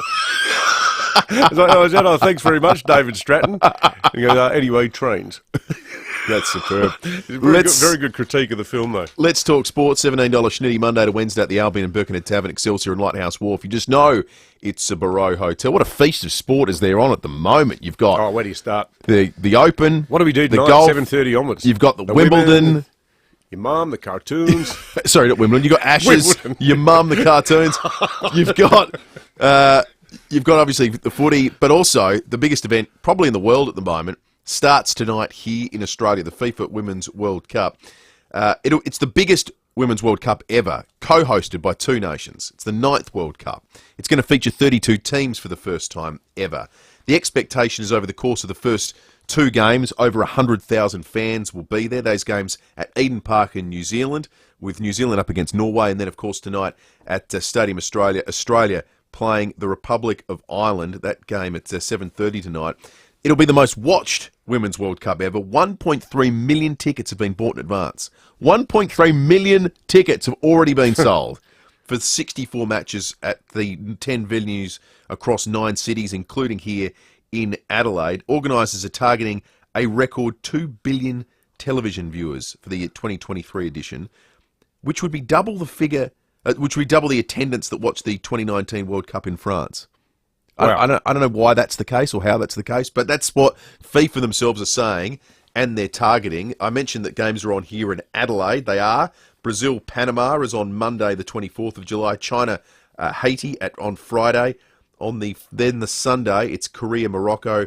Then China-England, which I reckon will garner a whole heap of local interest. Massive. Is on Tuesday. There's a round of 16 game as well that will be held on Tuesday, the 8th of August. Massive event, headlined, of course, in an Australian sense by our great Matilda Sam Kerr. Back in the day, we all did just play for fun, but now for us, the fun is, playing in front of thousands of fans, screaming your name, inspiring everyone to come on this footballing journey. Like, not many people in Australia a few years ago understood what it meant to love football and be, a football fan. And I think now they're kind of catching on through the success of the Socceroos, and hopefully, what the Matildas are doing. I think everyone's catching on that football is the greatest game in the world for a reason. China-England, that's the Jocelyn Elizabeth Derby. Give me a big one. Well, we need a name for that. Surely we can come up with a Jocelyn Elizabeth Derby name. More on the Sports Show tonight, where they're bursting at the seams on the Sports Show. $17 Schnitty Monday to Wednesday at the Albion Birkenhead Tavern, Excelsior and Lighthouse Wharf. You just know it's a Barreau Hotel.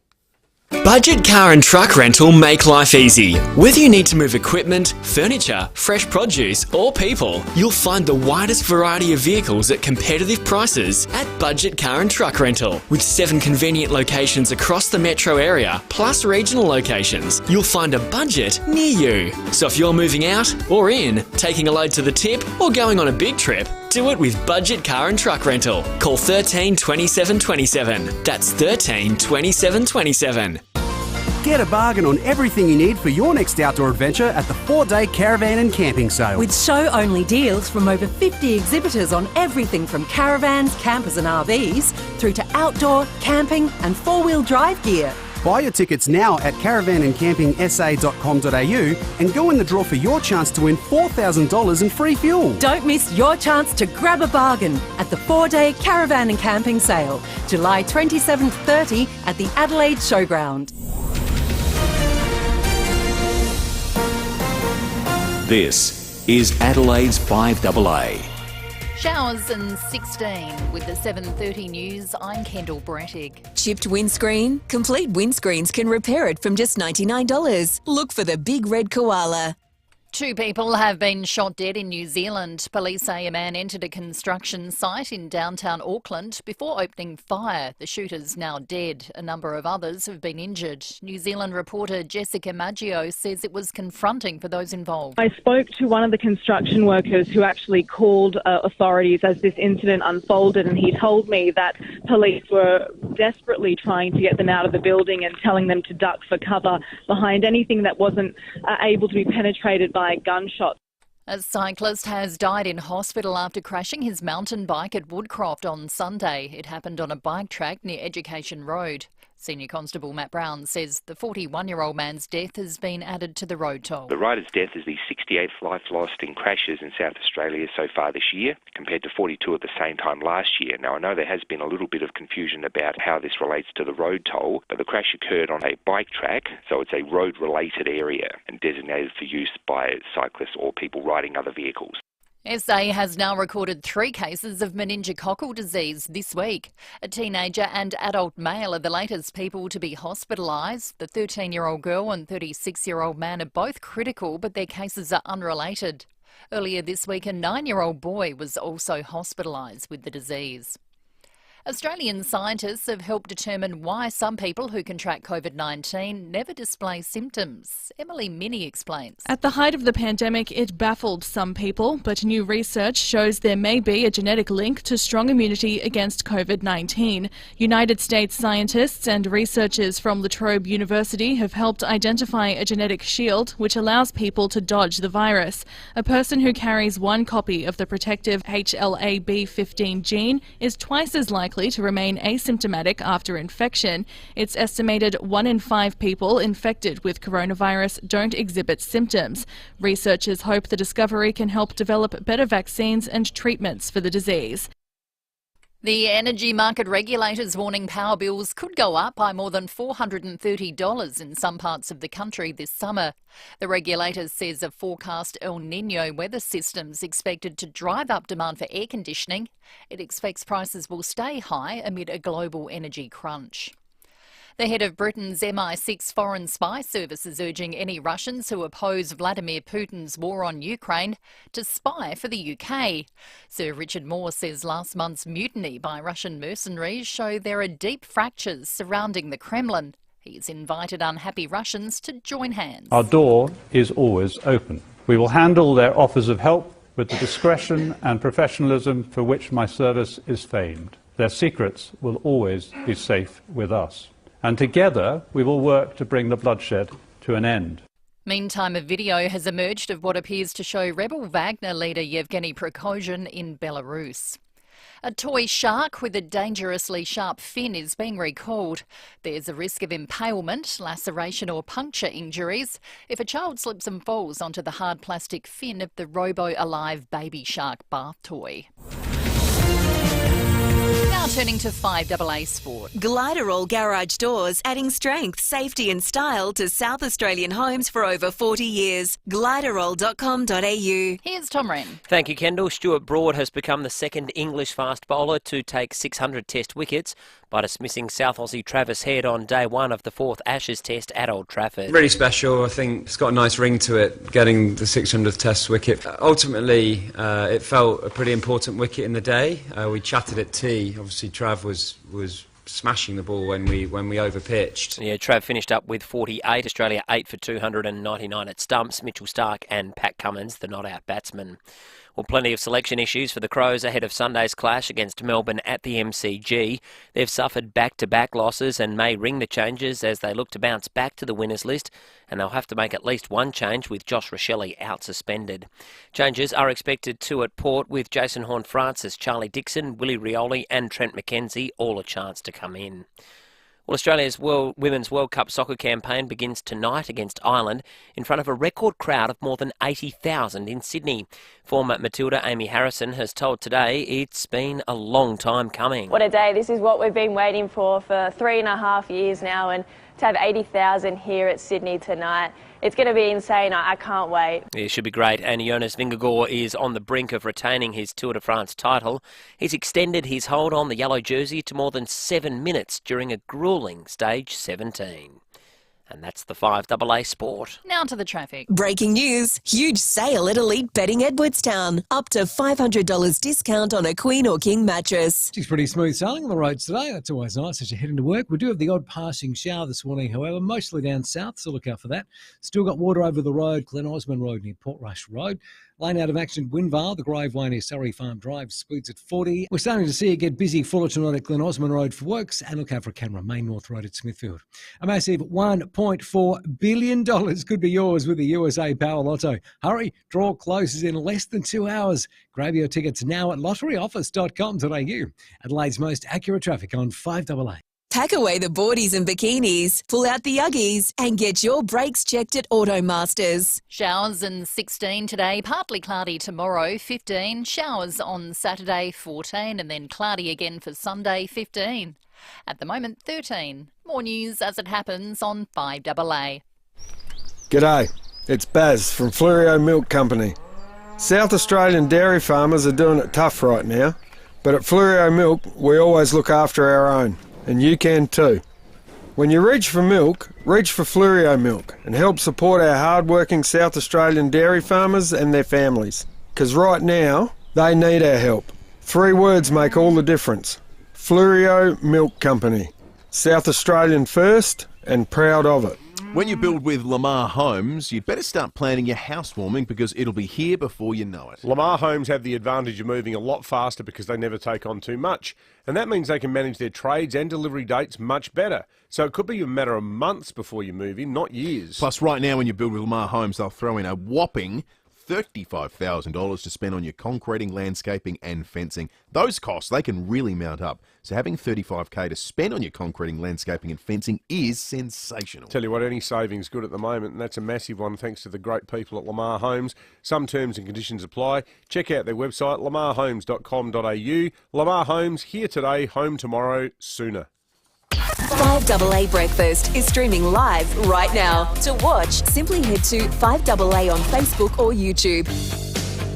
Breakfast on 5AA. David Penberthy and Will Goodings. Test drive the Cherry Emoda 5 at Cherry Glen Osmond from 33k drive away with immediate delivery. Go Cherry. 22 minutes to wait, monitoring a developing situation in Auckland where a shooter has reportedly now killed 3 people. Chris Reason reported a short time ago for 7 News. This is an extremely serious incident. We're now hearing reports of several people dead, at least 3 people seriously injured, taken to hospital, 3 others injured as well. We're hearing also that one of those injured, and potentially seriously, was a police officer who raced into the scene. Let me take you to the picture here. This is the Deloitte building, a construction site where this morning at least one gunman, armed with a shotgun, walked into that site, causing mayhem and panic inside. The workers inside, at least 100 construction workers scattered, some to the rooftop. You can probably just see as we push into that shot right at the top there, workers still cowering on top of this building. Police are with them as they're going through each floor, I presume, and trying to contain this and clear this situation. There are reports that the gunman himself is contained right now. The mayor, in fact, went so far as to say he'd been shot and was killed. We haven't had that officially confirmed yet. Well, we have now had that officially confirmed in just the last few moments, in fact. The shooter is dead, so the situation is contained. So, and he's one of the 3 dead. So the shooter shot 2 people. Okay. And it sounds like the police have now shot dead the gunman. Well, that's good news. New Zealand police confirmed 3 dead, including gunmen. So the reasons, the whys, it sounds like a terrifying situation happening at a construction site. So the the people inside fled to the roof as police came up through and tried to clear the area. So that's all we know at this point in time. In New Zealand, they're scrambling to put the pieces together as to why this happened, how this happened.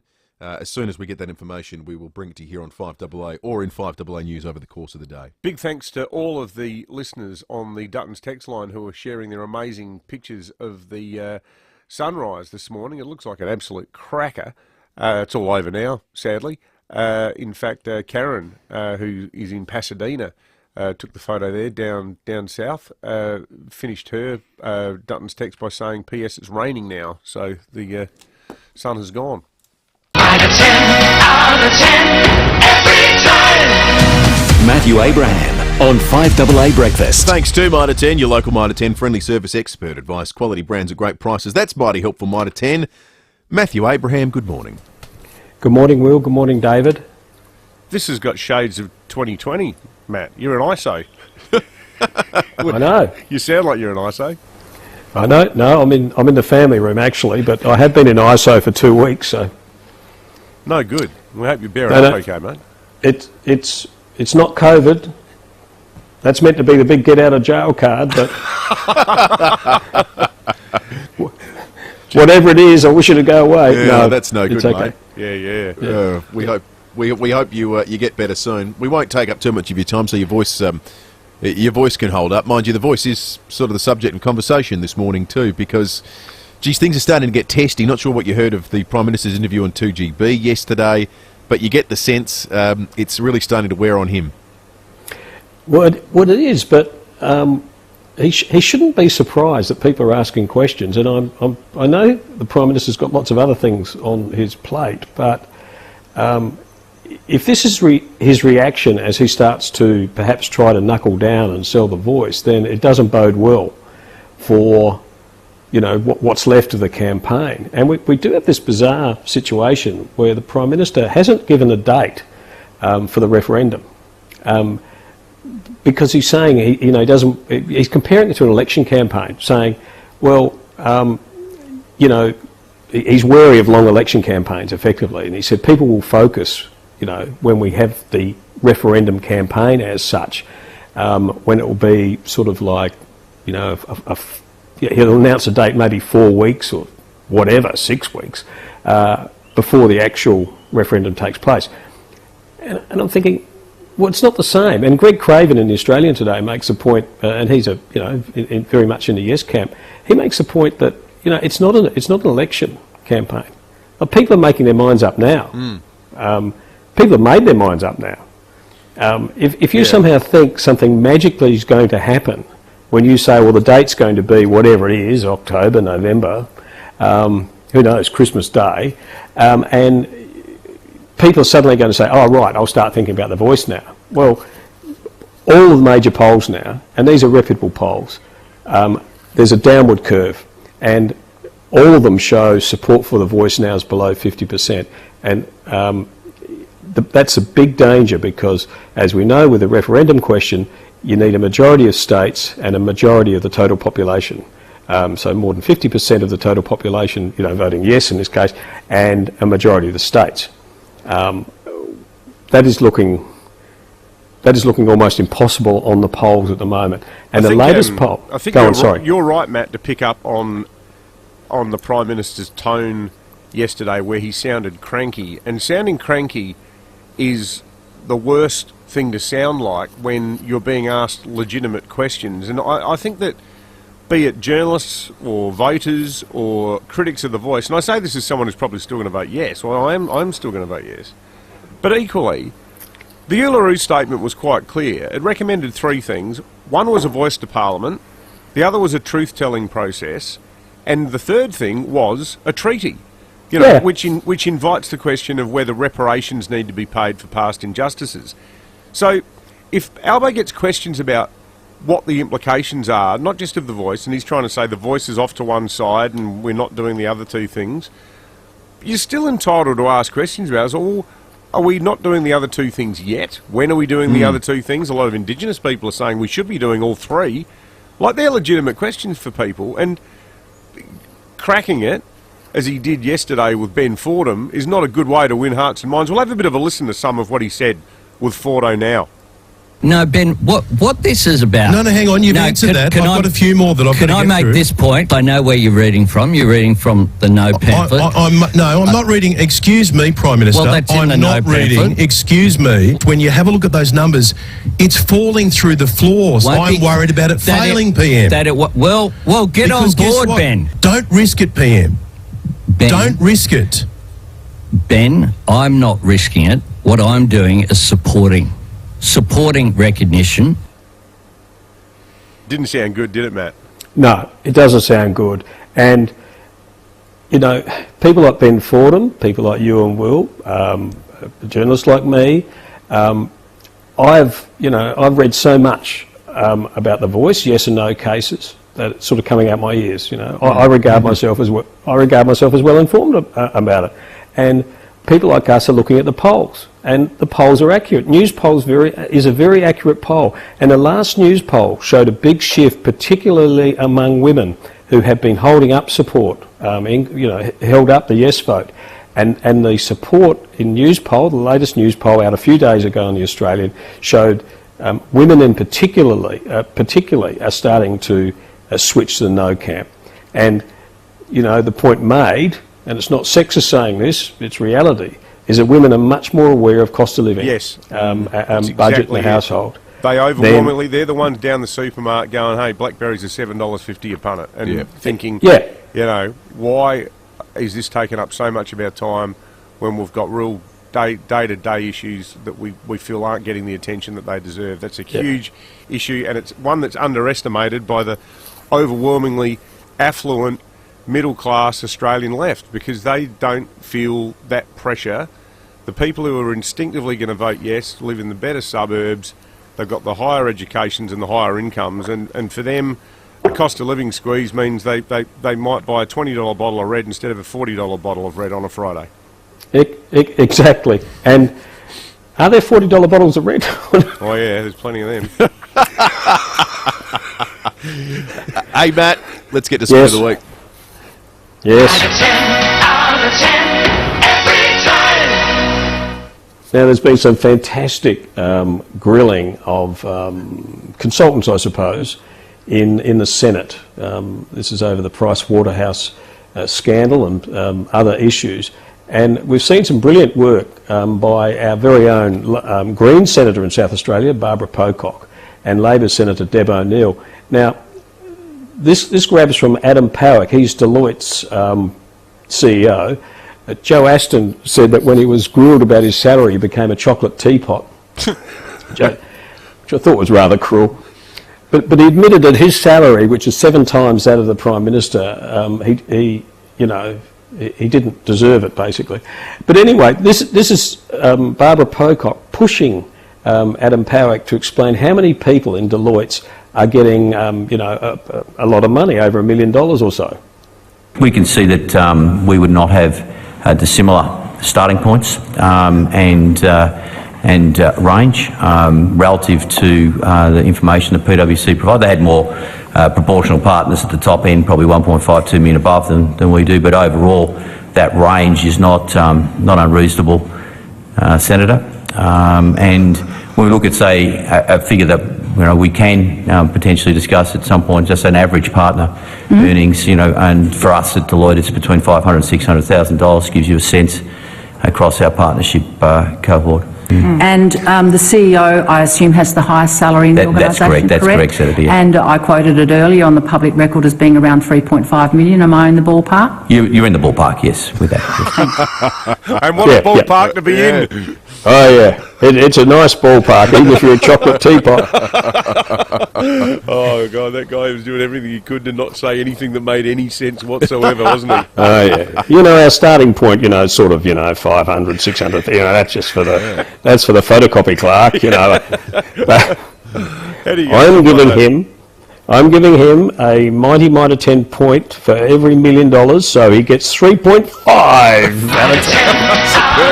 Good on you, Matt. Thank you for doing that. Get well soon. It's 11 minutes to wait. Time to check traffic, and when we come back, John Blake. Thanks, Will. Got a few passing showers, so look out for damp roads on the drive to work today. And Urbray, still water over the road there, Glen Osmond Road near Portrush Road. Quite busy at the moment, South Road at Karata Park, also Maureen Road at the Anzac Highway intersection. We're slow for works, Fullerton Road at Glen Osmond Road, just near the Arkabar. And look out for cameras, Main North Road, Smithfield and Marshall Terrace at Brooklyn Park. Feel like a coffee? Enjoy a freshly ground, barista-made quality coffee from OTR. Order on the OTR app, and it's as easy as click and collect. OTR. Making life easy. Adelaide's most accurate traffic on 5AA. Thinking of getting a solar battery?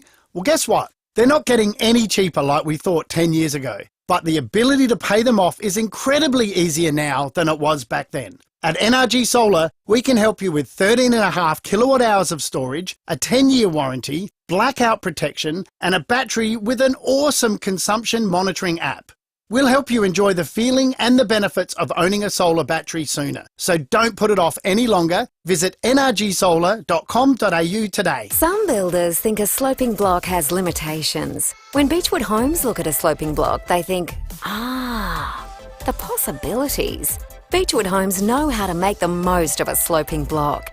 In fact, they specialise in them. Beechwood will design a home that works with the land you have, taking full advantage of every square metre. So if you're looking at a sloping block, go for it. Beechwood has your back. Life's good. It's even better in a Beechwood home. Google Beechwood Adelaide. If you're in the market for a new car, you've got to put the new Cherry Motor 5 from Cherry Glen Osmond on your list. For starters, it's ready for immediate delivery, so there's no waiting. They've also got low mileage demos ready for immediate delivery. From just 33,000 drive away, even less for a demo, the Cherry Motor 5 has the sort of features you'd expect to find in a car 3 times its price. Heated seats, automatic locking and unlocking, remote engine start, 360-degree camera, parking sensors, the list goes on. Plus, the Cherry Motor 5 comes with a 7-year warranty, 5-star safety and fixed price servicing, all from 33k drive away with immediate delivery, even less for a low mileage demo. Visit gocherry.com.au or call into Cherry Glen Osmond next to Formula Honda. 5AA Breakfast is streaming live right now. To watch, simply head to 5AA on Facebook or YouTube. Breakfast on 5AA. David Penberthy and Will Goodings. The Cherry Motor 5. State-of-the-art driving from 33k drive away with immediate delivery. Visit Cherry Glen Osmond. New Zealand Prime Minister Chris Hipkins is currently fronting a press conference with details on the shooting in Auckland that we've been covering over the course of the last 90 minutes. We'll play you that when we come out the other side of 5AA News in just a moment. The Art Gallery of South Australia is excited to present an Australian exclusive, Frida and Diego, Love and Revolution. We've got tickets for you and 3 friends to get along, plus a prize bundle valued at $250.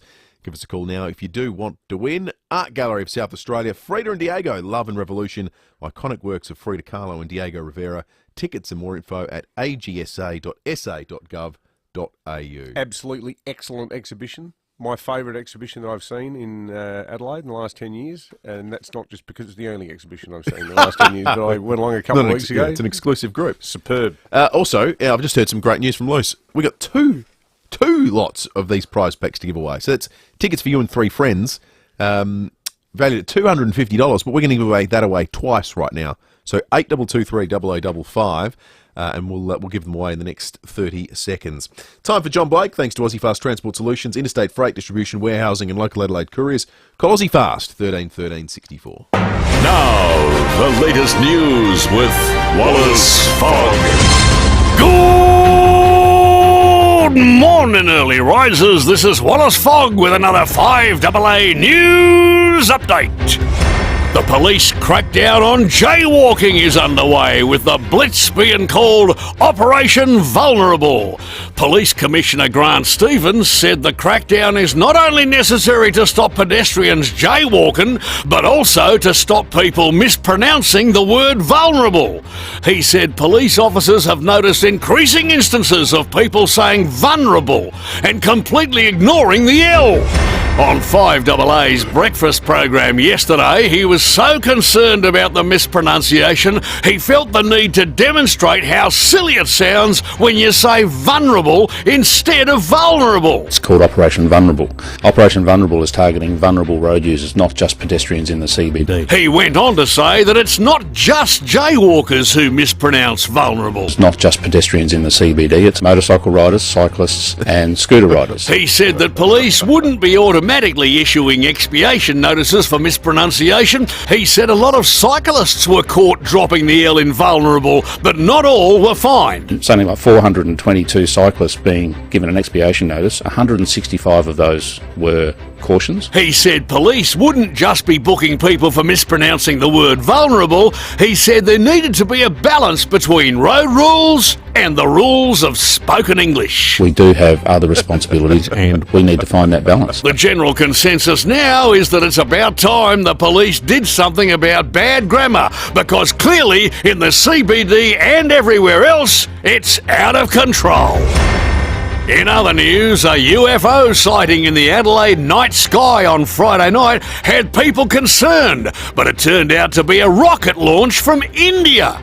The Indian Space Agency launched a mission to land a rover on the surface of the moon, which experts say should land by late August after a nearly month-long journey.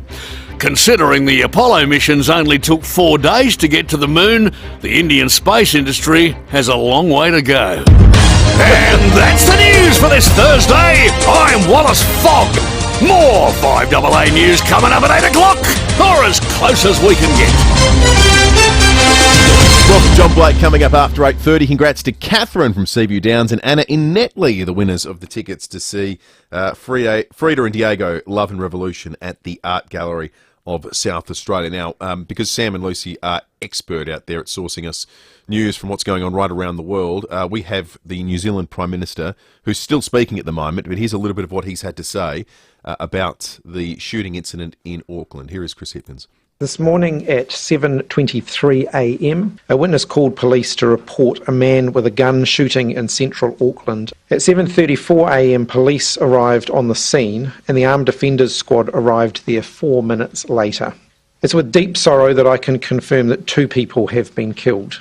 At this stage, I'm aware that 6 others have been injured, including police. They've been taken to Auckland Hospital. Police have also confirmed that the shooter is also dead. The assessment from officials is that there is no national security risk. There is no change to New Zealand's national security threat level. This is the information that we're able to share so far. The offender was armed with a pump-action shotgun. He moved through the building site, discharging the firearm as he went. Upon reaching the upper levels of the building, the man contained himself in an elevator. Shots were fired and he was located a short time later. So that's all the news that we have to hand. That press conference with the Prime Minister of New Zealand is still ongoing as we speak. And you think, obviously, New Zealand, with the shocking and relatively recent history of the Christchurch mosque massacre, you can extrapolate, though, from the NZ PM's comments that this was not is not considered a terrorist act, be it of religious or a white supremacist nature. Yeah, he's saying this is an isolated incident. Yeah, that's right. A shocking incident, but an isolated one. But again, who knows? Workplace dispute or what the story is. It's bizarre. We'll continue following it as we learn more on that story on 5AA right throughout the day. In fact, you'll hear more updates in 5AA News in just a moment. It's also a reminder too of how being a copper, you have to defy every natural human instinct. A bit like the neighbour in Campbelltown earlier this week, where a guy has entered the premises with a pump-action shotgun, walking around systematically trying to shoot as many people as possible. And you go, right, I'm going in. That's where I'm going. Yeah, it is. We don't pay them enough credit, do we? 100%. Minute to 8, 5AA News coming up. Breaking at 8 shortly. Have your say with For My Say. Where do you think the coronavirus originated from? Download the For My Say app today to answer this question at 8:30 a.m. tomorrow. That's number 4, My Say. The power is in you. Don't just send it. Ace it. It's not just your deliveries that ASIC Couriers look after. They're also proud supporters of the community. Chris, tell us more. That's right, Rowie. At ASIC Couriers, we're proud supporters of over 16 sporting clubs. We also work with and support the Breakthrough Mental Health Research Foundation to strive for a happy and positive workplace. By supporting us, you're also supporting the community. Don't just send it. Ace it. Hey, you in the car. If your next service is due, just remember that Mawson Lakes Mazda has your back. We'll take care of you with next day servicing, complimentary loan car, vacuum and wash, and your breakfast or lunch is on us. Your car gets the love too, with our state-of-the-art service centre brimming with top-trained mechanics. At Mawson Lakes Mazda, we'll look after your car and look after you. Mawson Lakes Mazda, just a short drive from the city. Online, on DAB Digital Radio and on 1395 AM. Talking Adelaide. This is Adelaide's 5AA. Showers and 16 with the 8 o'clock news. I'm Kendall Brettig. Complete windscreen supply and fit, front, rear and door glass. Proudly South Australian since 1976. The New Zealand Prime Minister says a deadly shooting in Auckland does not pose a national security risk. 2 people have been killed and 6 others injured when a man entered a building site and opened fire in the CBD. Police have confirmed the shooter is dead. Chris Hipkins says tonight's Women's World Cup opener won't be affected. Clearly, with the FIFA World Cup kicking off this evening, there are a lot of eyes on Auckland. The government's spoken to FIFA organisers this morning and the tournament will proceed as planned. I want to reiterate that there is no wider national security threat. This appears to be the actions of one individual. A cyclist has died in hospital following a mountain bike crash at Woodcroft on Sunday. It happened on a bike track near Education Road. The 41-year-old Somerton Park man is the 68th person to die in crashes in SA so far this year, compared to 42 a year ago. SA has recorded 3 cases of meningococcal disease in as many days. A teenage girl and a man in his 30s are in hospital in a critical condition. The cases are unrelated, but both are the B strain. Earlier this week, a 9-year-old boy was also hospitalised. There have been 15 cases of meningococcal disease reported in SA so far this year, twice as many as last year. Research suggests there may be a genetic link to strong immunity against COVID-19. Australian scientists have helped identify a genetic shield which allows people to dodge the virus. A person who carries 1 copy of the protective HLA-B15 gene is twice as likely to remain asymptomatic after infection. There are new revelations this morning. Victorian Premier Dan Andrews knew the budget would blow out for the 2026 Commonwealth Games. More from Christina Hearn. 4 years ago, the Andrews government funded a report into the feasibility of hosting a regional Commonwealth Games, and it recommended hosting the event in 2034. According to The Australian, the report cited cost risks, such as a lack of suitable venues, distances and staffing, with more time needed to prepare. The 2034 task force was reportedly blindsided when it was announced Victoria would host the earlier Games. On Tuesday, the Premier said Games chiefs approached Victoria to help out and host the 2026 event. That claim has been rubbished by the Commonwealth Games Association. Heading to Bali from Adelaide is set to become easier as Jetstar introduces new aircraft from today.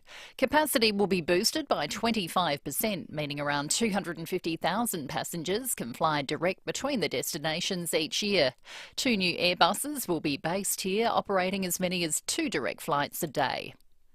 The Pentagon has confirmed an American soldier is likely in custody after bolting over the North Korean border. Here's Alison Petrowski. 23-year-old Army Private Travis King broke away from a demilitarised zone into North Korea. He is the first known American detained in the country in nearly 5 years.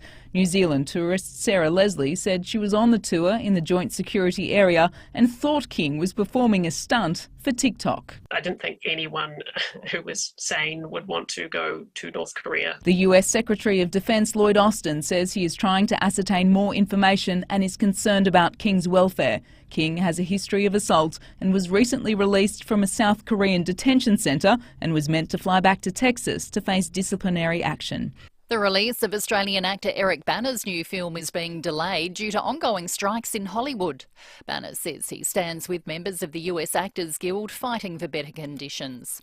While the much-hyped Barbie movie will open in cinemas across Australia today, Anastasia from the Piccadilly in North Adelaide says it's already proving popular. We actually had a girls' night out last night, which we had to open 2 extra cinemas for because we sold out in the first week. So we had about nearly 700 people in the building last night coming in to see Barbies. I think that's how the rest of the weekend is going to look.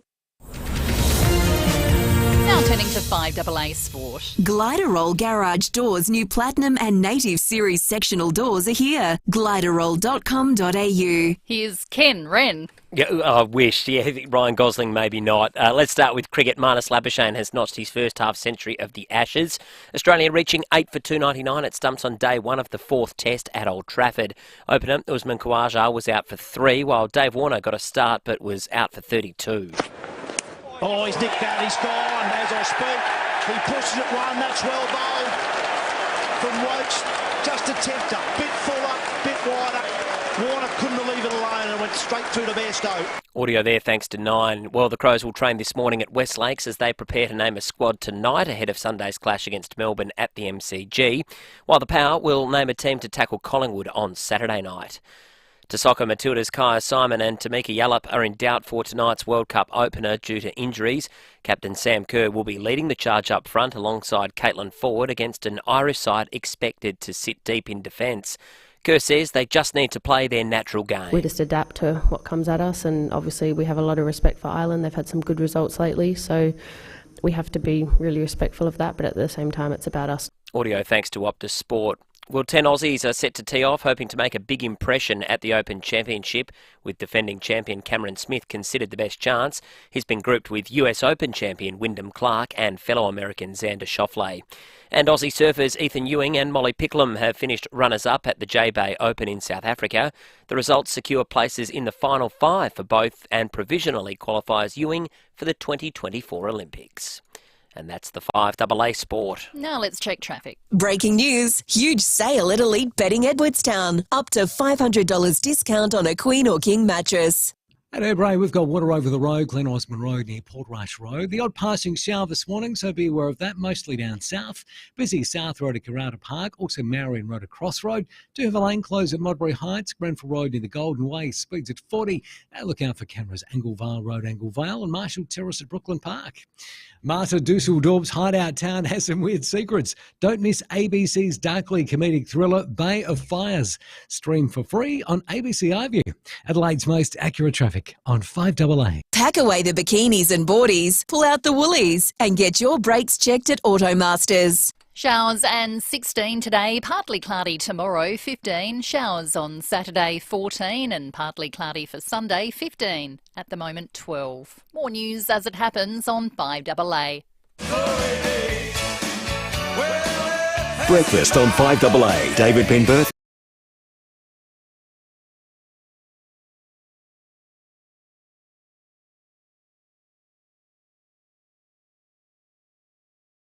A couple of good texts following our Say Poll segment earlier on the Dutton's text line about how you punish some people who, given the way they behave and their total disregard for the law. We're going to replay a bit of that and allow you to have your say on it very shortly. Someone made the very excellent point on the text line. How do you punish someone who, and we're talking about this drongo in Wyalla, a 34-year-old man blew .29. He's never had a driver's licence ever. So what do? You just suspend his licence? Take away his non-licence? Yeah, that he hasn't worried about for 17 years. It's almost like a Bertrand Russell sort of question of philosophy. How do you suspend something that doesn't exist? Yeah. Do you suspend the concept of him having a licence? Yeah, he already suspended it. The idea of the licence does not exist. What you should do is put him in jail. Well, this is what we're going to talk about. But he might have had a troubled childhood. Well, you'll hear from Sapol in just a few moments' time. We'll also play you a little bit more of Chris Hipkins, the Prime Minister of New Zealand, speaking with detail now about the 2 people killed in Auckland in a shooting. A third person killed was the shooter, so 3 deaths in total, 1 being the shooter at a construction site in Auckland. We'll have more information on that for you in a moment as well. Also coming up this half hour, Orazio Fantasia will join us. Orazio. Biggest game of the round, one of the biggest fixtures of the year this weekend. Huge. Port Collingwood is going to be... Tough few weeks for Port.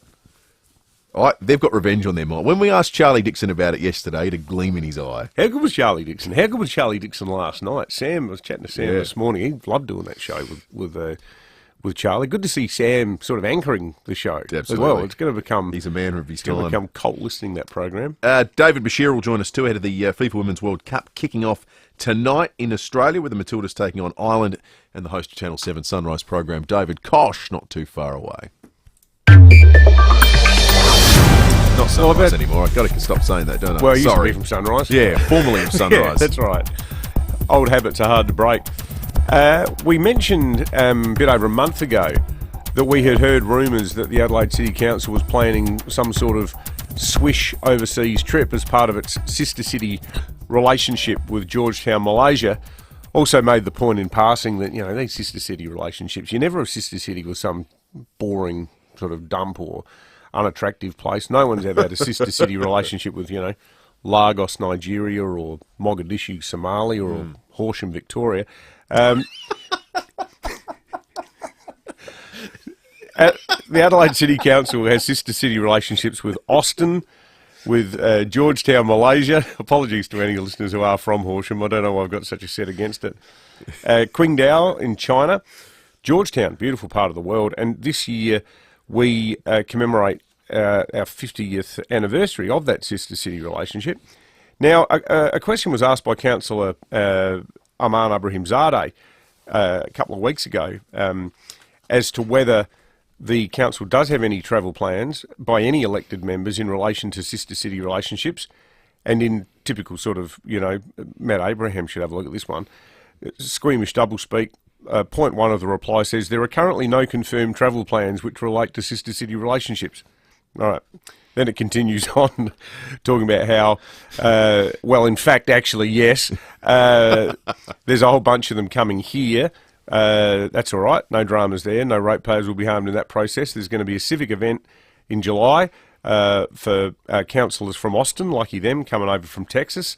Then there's going to be another one in December 23 to celebrate the 50th anniversary of our sister city relationship with Georgetown. Now, also, later this year, we have invited the Mayor of Penang, we've invited their council to send a delegation to visit Adelaide. Two options are that they come here in October to coincide with the AusAsia Festival, or that they come here to coincide with the anniversary date on December 8. And then the final point in the answer is also yes. The Lord Mayor also highlighted the possibility of an outbound visit to Georgetown in April 2024, pending advice on the best dates and a formal invitation from the Mayor of Penang. So we can confirm that at a time when the council is so strapped for cash that it's pulling funding for kids' sport, putting up parking fines and charging extra for al fresco dining. They are at least finding time to organise themselves a holiday, and that in April next year, an unspecified number of councillors, maybe just the Lord Mayor, maybe more, who knows how many ancillary staff, will be travelling at ratepayers' expense to Georgetown. Nice work if you can get it. I'm sure it's nice at that time of year. Oh, it's superb. All the laksa. Char kway teow, hokkien mee, popiars, martabucks. Terrific food. 13 minutes after 8. Let's start there, actually. Like your thoughts on that breaking at 8, folks. 8223 You can text us on the Dutton's text line. And if that's not your cup of tea, this might well be. Here is Senior Constable Matt Brown from Sapole talking a little bit earlier about a driver from Whyalla. The police stopped a vehicle on McDowell Stewart Avenue in Whyalla Stewart about 2:30 p.m. on Wednesday the 19th of July, and police checks revealed the car was unregistered and uninsured, and the driver, a 34-year-old man who's never held a licence, recorded a blood alcohol reading of 0.290. An inspection of the man's vehicle revealed numerous defects, including a broken driver's seat and also inoperable seat belts. So he was reported for numerous traffic offences.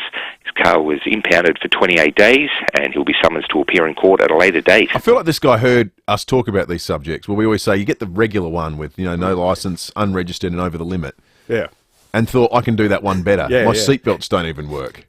My seat's busted. And the driver's seat isn't actually attached to the chassis. Like, that's almost every driving offence you can possibly be found guilty of. See, part of the issue, and look, we're not having a crack at the police commissioner because we always respect and enjoy the candour he brings to his regular segments with us. But this is why it's hard to make out the case for the jaywalking blitz. Now, Grant Stevens made excellent points yesterday about the road toll, about the fact that I think he said at least 3 or 5 of the deaths of the 69, now is it 70 deaths we've had this year have been pedestrians, cyclists, that sort of stuff, people who are vulnerable. Well, that's true. Except the problem we have as a community is if you're the law-abiding, tax-paying, hard-working office worker who's knocked off at 8:30 on Weymouth Street and is wandering down to the Union Hotel to have a couple of cleansers after work with some friends after a 12-hour shift in the office, and you're near the Topham Mall and you're 10 metres away from the walk, don't walk sign, but there's no cars coming at all anywhere, so you cross and there's a copper there and you go, oops-a-daisy, you get fined. Now, fair enough, jaywalking is an easy thing to avoid and none of us should do it. The problem we've got, though, is what's this drongo in Whyalla going to get? You know, when your entire life has been marked by incivility, disregard, self-interest, sloth, bludging, breaking the law in the same way the rest of us put on a clean pair of underpants every day. This guy's just a routine, habitual, lifelong bludger, and he will probably get his car back in 20 Well, I'll tell you what he'll get. With history as a guide, he'll get another chance. Of course he'll get another chance. And another chance. Yeah, and another chance. Because it never gets to the point where someone says, no, you're actually just a scumbag and you need to be taken out of circulation. We don't have scumbags anymore. No, we have people with problems. But then equally you have except people... jaywalkers, yeah, who are beyond salvation, apparently. Oh, that's right. Yeah, I mean, this is the thing. You do 67 in a 60 zone, there's no wiggle room there. You just pay. You just pay. Let's see what listeners think. 8223 is the number. Dave in Clarence Gardens, good morning. G'day, fellas. I've got 2 points on this. First one is, mate, jaywalkers are a problem. I'm on the road all day, and, you just see them. They walk off the footpath with a phone in their hand. Yep. They cross the road 10 or 20 metres away from the traffic lights. They look at you while they're crossing the road, expecting you to slow down and stop for them. How the hell we haven't got more cured is just a miracle in my opinion, and it's just my opinion. Fair enough. The second one is, with the guy in Whyalla, I totally agree with every single thing you're saying, okay? And he should be taken out of circulation. Problem is, as soon as any government says they're going to build a jail, it's not favourable. It's not a popular thing. People go, oh, what a waste of money. Oh, what? This is why we've got people walking the streets that should be banged up simply because we don't have enough jails and it's not popular to build them. Yeah. I reckon you can win the argument for building one. I reckon particularly if you could outline exactly the type of person you're going to put in there. Yeah. I mean, how many... Well, Kevin Foley tried it with Rackham, Packham and Stackham, didn't he? How many perverts are there walking around in good baby bonds? There's a pretty powerful argument to be made. Yeah. The caller makes a good point about jaywalkers. And I've noticed this a lot recently. And I don't know if it's a recent phenomenon. I noticed it this morning driving in to the studio. There's this sort of type of bloke, and it's always blokes, who do this tough guy act now, especially when there's not many cars on the road, like, just try and hit me. Yeah. And a guy did it. That caller is spot on. Now, if that was the guy getting done for jaywalking, no problem. Yeah. It's the one where there's no cars on the road. Yeah, well, that's right. Like this guy did the whole, all right, what are you going to do, run me over? I think, well, that, it's kind of happened before, pal. Helen. I got done for it about 12 years ago when I was crossing Franklin Street. Was it Franklin Street? And I could not have stuffed it up anymore. These two police women, they were so young. It was like they must have been straight out of Largs. And I'm laughing because I know this story. And they went, and the way they spoke to me too, it made them sound like they were teenagers. They went, "Hey, mister," when I walked out. And I turned around and I just, without even thinking, I instinctively said, "So you go to a fancy dress party?" Oh, no. And they just looked at me and went, "No." That was the end of your ability to talk your way out of that one, I reckon. Helen's called in. Morning to you, Helen. Well, good morning. Look, forget about jaywalkers. What hope have we got? I think it was about 10 days ago, they pulled up a drug driver Then they let him keep going. 2 hours later, they pulled him up again. Why the hell wasn't he put off the road in the first instance? Well, yeah. I mean, what are they doing? This is where the question of, I don't know why they just don't sit down and just rewrite all the penalties. Like, because there's no logic to it. It's crazy. Absolutely. Good call, Helen. Thank you. Thank you, Helen. Let's have a look at the fuel situation this morning. Download the free RAA app today to find the cheapest fuel in an instant. Petrol sitting in the $1.60s for most of Adelaide. If you're in North Adelaide, it's $1.65 on O'Connell Street opposite the bakery. $1.64 in Glenelg on Anzac Highway. $1.66 on the Grove Way in Windvale. If you're heading south today, it's a bit more. It'll be about $1.69 in McLaren Vale. The average price of diesel across Adelaide's up to $1.77. The cheapest one, though, is still under $1.70. $1.69 the BP OTR at Jeps Cross on Grand Junction Road. We're going to check traffic and come back with the Rutzio Fantasia in just a moment. Thanks, Will. A few showers passing through at the moment, so damp roads on the way to work. Getting busy in a couple of spots. South Road at Karata Park, also Maureen Road at Cross Road. Slow for works at Windvale, lane closed there. The Grove Way near Salary Farm Drive speeds at 40, and it's starting to get slow at Glen Osmond Road at Fullerton Road for works just near the Arkaba Hotel. Cameras, Port Wakefield Road, Jeps Cross, and Raglan Avenue at South Linton. Looking for the perfect snack? Try Porto's new chips and strips. 2 crispy chicken strips and snack chips with your choice of dipping sauce, just $5. Grab yours from a Porto today. Adelaide's most accurate traffic on 5AA. Rowie and Timmy G on the 5AA Sports Show. Well, it's round 20 next week and we know that's Showdown, but sadly one of the most pertinent moments of Showdown happened 8 years ago today. Phil Walsh's team are going to win. It's the closest showdown ever. It was emotional. The two teams ran through a banner together. It was a cracking game. Rowie and Timmy G. It was just out of respect. It wasn't a time to celebrate. It was a time to remember. 4 p.m. weekdays on 5AA. Have your say with For My Say. Where do you think the coronavirus originated from? Download the For My Say app today to answer this question at 8:30 a.m. tomorrow. That's number 4, My Say. The power is in you. Dad's home. Hi, Dad. Daddy. Kids, exciting news. You know that pool we've always dreamed about getting? Yeah, a new pool. Well, we've had an even better idea. We're getting a new driveway instead. From Adelaide Exposed Concrete. Yes. Woo. We're getting a driveway. We're getting a driveway. Can we invite our friends over to play on it? You sure can. Adelaide Exposed Concrete. Best on ground all year round. Budget car and truck rental make life easy. Whether you need to move equipment, you're moving house, moving fresh produce or moving people, you'll find the widest variety of vehicles at competitive prices at Budget Car and Truck Rental. And look, the service is excellent too. It's so easy. I've used Budget Car and Truck Rental myself and they're great. They do make life easy, from refrigerated trucks and vans, utes, which is what I hired, bit of feathered and dump action, four-wheel drives, sedans and wagons, to buses you can drive on a car licence, even big trucks. Budget Car and Truck Rentals have got the vehicle to get it done with zero fuss. With 7 convenient locations across the metro area, including the new one at 354 North East Road, Clemzig, you'll find a Budget near you. So if you're moving out or in, taking a load to the tip or going on a big trip, do it with Budget Car and Truck Rental. Call 13 27 27. That's 13 27 27. You've decided to build? It's exciting stuff. When you've found land, it's a good idea to get advice on what you can build on your new parcel of paradise. Get Steve from Beechwood Homes to take a look. There's no obligation, and you'll get a great understanding of what's possible. Sloping block, flat block, weird shaped block, or block on a cliff. Speak with Steve from Beechwood Homes for all the possibilities. Life's good. It's even better in a Beechwood home. Google Beechwood Adelaide.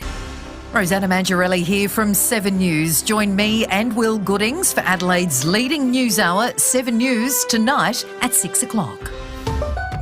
Breakfast on 5AA. David Penberthy and Will Goodings. The Cherry Motor 5. State-of-the-art driving from 33k drive away with immediate delivery. Visit Cherry Glen Osmond. Orazio Fantasia, intercepted almost by Orazio Fantasia. Orazio Fantasia, Orazio Fantasia, Orazio Fantasia, Orazio. Sure, that was shouted a few times on the weekend, maybe 3 in fact, with more stores close to home and everyday low prices. Great food lives at Foodland.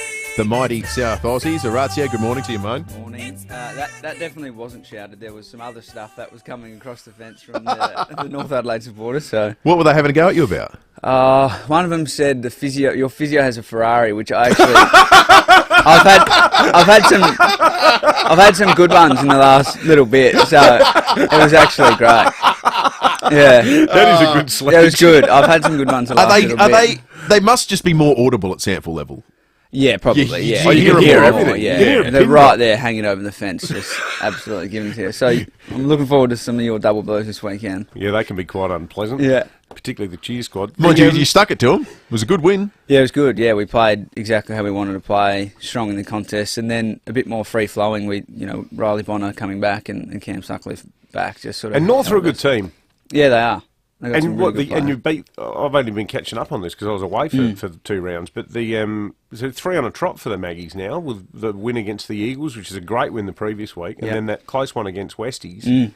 So the 3rd on the ladder, I think. So chugging along nicely. Yeah, we might be fourth. We might be fourth. Yeah, but not far away. So if we can keep building, and it's nice to have a healthy list as well. I think that obviously plays a massive role. Well, to the sledge from that North support. The good news for you now, though, mate, is you're starting to get a bit of a run on yourself, aren't you? Like 3 goals on the weekend. I guess the thing was you'd sort of come back and then you dropped out. You come back, then you dropped out, and it was always like something to go ping. But are you feeling more confident in yourself now? Definitely, and I think it's hard to get that consistency of playing when you're in for 2, out for 1, in for 2, out for 1. And now that I played sort of 50% against Woodville, 75 or 70 to 75 on the weekend, and this weekend hopefully up to sort of 85% back to a normal game. I'm just starting to trust my body and feel really confident that I can go out there and impact. What happened to the senior team on the weekend?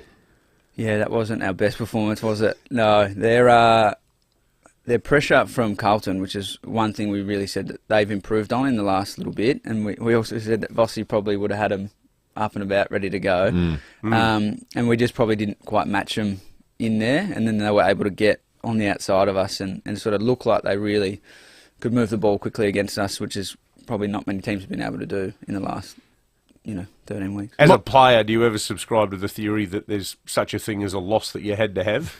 No, not really. We did speak about that a little bit last week, didn't we? Yeah. I'm sure it does sort of just put everything into perspective and just go, okay, hold on. Like, if you're off by a little bit, like, this is what can happen against anyone. It doesn't matter who it is. So, this weekend, one of the biggest matches of the season, I think. Yeah. Taking on the Pies. We had Charlie Dixon sitting in your chair yesterday and I spoke to him about the prospect of maybe getting a little bit of revenge. You don't like that, do you? I don't think anyone does. Yeah, they're deeply unpleasant. Yeah, because they've got a lot of likeable players, I think. But as a club though, as an organisation, they're repellent. I guess just playing at Essendon and against them, like, it was just always a rivalry for me, especially. Doubly so.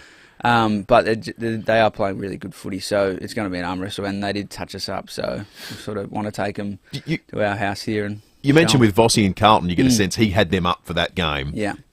Do you get the sense that, and maybe to the detriment of last game, but you guys are going to be up for this game?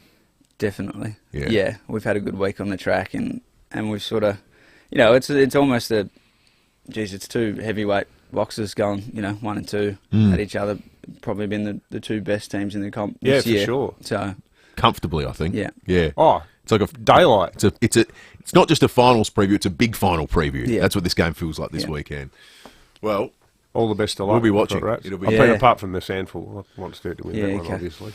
Yeah, don't let the Sturt supporters get head down and think of some sledges myself. Yeah, I'm just going to eat plugs on the weekend. Give it back to him. Yeah. Give it back to him if he yells at you. Yeah, I think there's a fleet of BMWs heading from Cambridge Terrace down to Melbourne.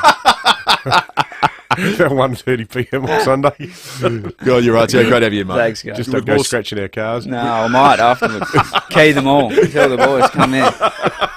With more stores closed over at everyday low prices. Great food lives at Foodland, the mighty South Aussies. Ray White, big name in real estate, but also the biggest name in business broking. What makes us big? Our people, like Brett Buckley and his team. MBA, lecturer, and multi-time SA Business Broker of the Year. Brett doesn't just read a P&L, he feels it. If you're selling or expanding your business, Brett can take your business apart and find you more money. And we're not talking small change. Go on, touch base with Brett. Search Ray White Business Sales SA. When you choose Keaton, you can retire with confidence your way. Whether you're after more space or less, a change of scenery, or a new home nearby. Our retirement communities throughout SA offer many ways to enjoy your exciting next chapter. Choosing Keaton means choosing well-being in every way. It's choosing genuine connection and enjoying the confidence that comes with true quality, freedom and service. Explore our 4 South Australian retirement communities at keaton.com.au today. Have your say with For My Say. Where do you think the coronavirus originated from? Download the For My Say app today to answer this question at 8:30 a.m. tomorrow. That's number 4, My Say. The power is in you. Now, you all know that I love my local Mitre 10, or as those in the know like to call it, the other hardware store. It's my one-stop shop for all my DIY jobs, whether it's something indoors that needs to be fixed or out in the garden. Mitre 10 always have everything you need, and the staff are great.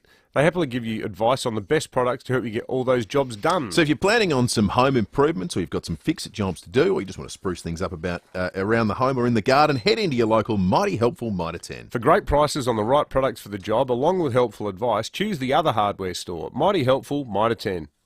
5AA Breakfast is streaming live right now. To watch, simply head to 5AA on Facebook or YouTube. This is Adelaide's 5AA. Showers and 16 with the 8:30 news. I'm Kendall Brettig. Chipped windscreen? Complete Windscreens can repair it from just $99. Look for the big red koala. 2 people have been killed and 6 others injured after a man opened fire in Auckland. Police have confirmed the shooter's also dead. Erin Sokolawi was on her way to work when the incident unfolded. We just heard massive amount of gunfire, like bang, bang, bang, bang, bang, bang, bang. Everyone scattered and ran, and none of us could see where it was coming from. Because of the echo of clearing the square, it was so loud. I ran and hid behind a store wall. The Women's World Cup kicks off in Auckland this afternoon. Prime Minister Chris Hipkins says it will still go ahead. A mountain bike rider has died after a crash at Woodcroft on Sunday. The 41-year-old Somerton Park man was taken to hospital after the accident on a bike track near Education Road, but has now died from his injuries. Major crash officers are investigating the circumstances. It's the 68th life lost in crashes in SA this year, compared to 42 at the same time a year ago. Households are bracing for power bills to spike over summer. Emily Minnie explains. The Australian Energy Regulator is expecting wholesale energy prices to remain high during warmer months. A forecast El Niño weather event is expected to drive demand for air conditioning, which will push up power bills. The regulator sets an annual default offer, which caps the price retailers can pass on to customers who don't take up deals. The figure has been pushed up by more than $430. The federal opposition says senior Victorian ministers should resign over the cancellation of the Commonwealth Games. The government's blaming major cost blowouts for calling off the 2026 event. But there are reports the Andrews government was warned of a range of issues surrounding the Games beforehand. Senior Liberal Senator Jane Hume says it's disgraceful management. Heads should roll over this. You know, in any other state, there would be a minister that was responsible for this debacle and they would resign. But that's not going to happen in Victoria. This is going to be made out to be the economically responsible thing to do. Well, the economically responsible thing to do would be to have not done it in the first place. There are concerns a proposed levy on international student fees could deter them from enrolling at Australian universities. The levy would be imposed on institutions which earn revenue above an agreed threshold to create a shared fund for things like student housing and research. But unis warn it could damage Australia's higher education reputation. A dingo involved in an attack on a woman on Fraser Island has been captured and euthanased. The dingo was one of 4 which forced Brisbane woman Sarah Peat into the water and attacked her at Orchard Beach on Monday. And astronomers are working to identify a mysterious object found in space, which they say challenges our understanding of physics. The object emits radio waves every 22 minutes and may be a rare star capable of producing powerful bursts of energy. Dr. Natasha Hurley-Walker says it's just the second of its kind to be detected. We discovered this very strange radio source in space that was repeating every 18 minutes back in 2018. Now, that's a really weird time scale. We don't expect things to repeat in space on that kind of time scale. The problem was that that source was active in 2018 and then it disappeared forever. Now turning to 5AA Sport. Gliderall Garage Doors, adding strength, safety and style to South Australian homes for over 40 years. Gliderall.com.au. Here's Tom Wren. Thank you, Kendall. Port Adelaide forward Aurazio Fantasia is planning on ramping up his game time even further as he builds a case to return to the senior side. Speaking to David and Will on 5AA Breakfast, Fantasia says after his 3-goal effort for the Maggies in the SANFL last week, he's getting more and more confident. And now that I played sort of 50% against Woodville, 75 or 70 to 75 on the weekend, and this weekend hopefully up to sort of 85% back to a normal game. Just starting to trust my body and feel really confident that I can go out there and impact. Fantasia will line up for the Maggies again against Sturt on Sunday, while the Power will host Collingwood in a blockbuster on Saturday night. The Crows, meantime, will train this morning ahead of Sunday's match against Melbourne at the MCG. Let's go to cricket, and Australia has reached 8 for 299 at stumps on the opening day of the 4th Ashes Test in Manchester. Marnus Labuschagne and Mitch Marsh both made half-centuries, while South Aussie Travis Head made 48. One of the world's biggest sporting events kicks off today with the Matildas beginning their World Cup campaign. Auckland hosts the first game and opening ceremony before Australia hosts Ireland at a sold-out Stadium Australia in Sydney. Football Australia Chief Executive James Johnson says it's a huge night. We think it'll be the biggest game of the tournament and it will really set the tone because at Stadium Australia it's a full house. You've got one of the biggest brands in the world in the Matildas and they're playing against Ireland, which is a country that has a lot of roots here in Australia. Going to be a big one. That is the 5AA Sport. Now checking 5AA traffic. Breaking news. Huge sale at Elite Bedding Edwardstown. Up to $500 discount on a Queen or King mattress. At Myrtle Bank, car broken down on Cross Road near the Glen Osmond Road intersection causing delays. Getting busy South Road at Karata Park. Marion Road at Cross Road also busy. Damp roads with the odd shower passing through. Look out for those. And got 2 lanes out of action this morning at Wingfield. It's on the north-south motorway near Francis Road, speeds at 40. Cameras Port Wakefield Road, Jeps Cross and Pearling Avenue at Edinburgh. Style and save with Freedom. Right now, buy any item store-wide and get your second item half price. Don't miss out. Sale on now, only at Freedom. Adelaide's most accurate traffic on 5AA. Pack away the boardies and bikinis, pull out the Uggies and get your brakes checked at Automasters. Showers and 16 today, partly cloudy tomorrow, 15. Showers on Saturday, 14, and partly cloudy again on Sunday, 15. At the moment, 13. More news as it happens on 5AA. Breakfast on 5AA. David Penberthy and Will Goodings. Test drive the Cherry Emoda 5 at Cherry Glen Osmond from 33k drive away with immediate delivery. Go Cherry. 23 minutes to 9. Lots of talk in the news cycle about a major international event in Australia that won't be going ahead. There's one that's bigger than anything we're going to have for a long, long time that is going ahead, and it all kicks off tonight. The FIFA Women's World Cup will be not just the biggest event we're going to see in Australia in a long, long time, but the biggest Women's World Cup that there has been. It's the 9th edition, the first time there's been 32 teams. 2 co-hosts. Of course, the first game starts in New Zealand this afternoon. Then tonight, Australia take on the Republic of Ireland at the Stadium of Australia in Sydney, 7:30 tonight. The expectation is some 100,000 fans over the course of the first 2 games as part of 1.3 million tickets that have been bought in advance of the event. Football commentator extraordinaire and Adelaide's own David Bashir joins us on 5AA Breakfast. David, good morning to you. Morning, how are you going?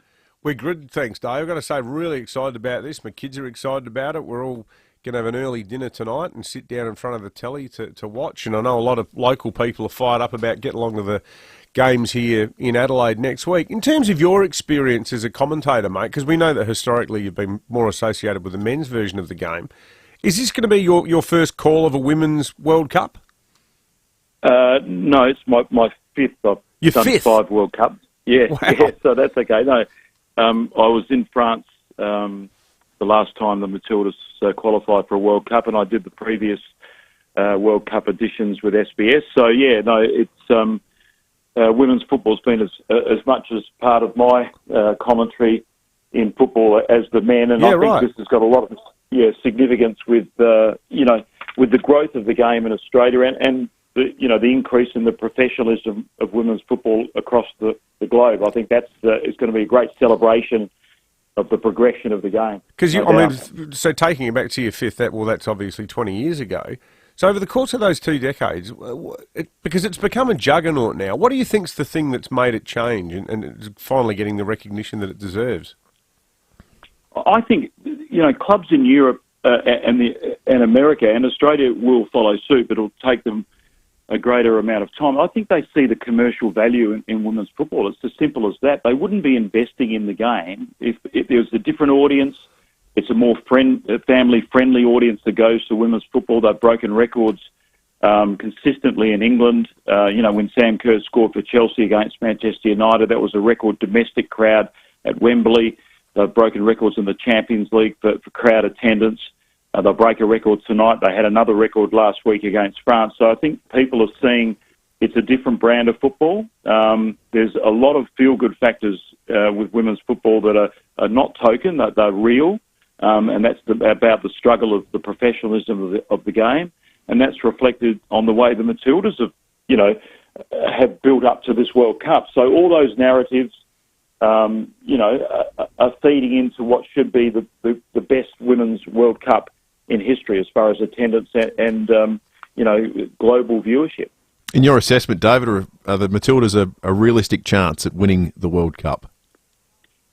They are. Obviously, things will have to go their way. They're ranked 10th in the world, but above them in the rankings are teams that are going through transitional phases.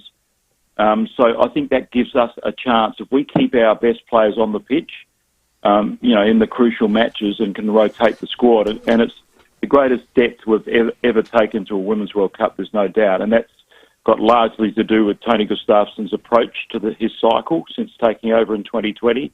He's looked to, get international experience, and there's two, obviously, Adelaide girls in the Matildas, and Alex Chidiac and Charlie Grant, who've got a lot of experience under Gustafsson, and they'll make up the depth in that squad with other players. But yeah, they're a chance. They've got to, I think, realistically, they have to top the group, and that will come down to the final match against Canada, and it all starts, obviously, tonight. We need the best result tonight, but if we top the group, we avoid England in all likelihood in the round of 16, which will be a better passage for us. But in the end of the day, we're going to have to beat those top nations if we're going to get to a semi-final or a final. But it's absolutely possible in the way we're played, no doubt. You mentioned the Adelaide girls, and I'd throw Mary Fowler in there as well for a bit of brief stop over here at Adelaide United as well before going on to extraordinary things in Europe. We know Sam Kerr, of course, as well. But for our 5AA listeners that aren't in depth on the Matildas, who are some of the other names they should get across and learn quickly because they're going to be key to our hopes? Yeah, absolutely. And there's some good young players too. Like Kyra Cooney-Cross is the one in midfield who's partnered Katrina Gorry, and she's just gone to another level. Her ability to hold the ball and athletically push into space and find the right openings for those, front four who possess a lot of speed and goal-scoring ability, and that's Hayley Rasso if Courtney Vine starts tonight, and it's going to be probably either Vine or Fowler, and of course, Ford and Kerr up top. But, Kyra Cooney-Cross is one of those midfielders who I think by the end of this World Cup, people will know her name because she's just such an outstanding technical player, and athletically she's very good as well. Ellie Carpenter, we know her. She's come back from injury and a right back of great, global importance. She plays for a big club in France, Lyon. So, those two players they stand out as the younger players who are set to play their part in the World Cup.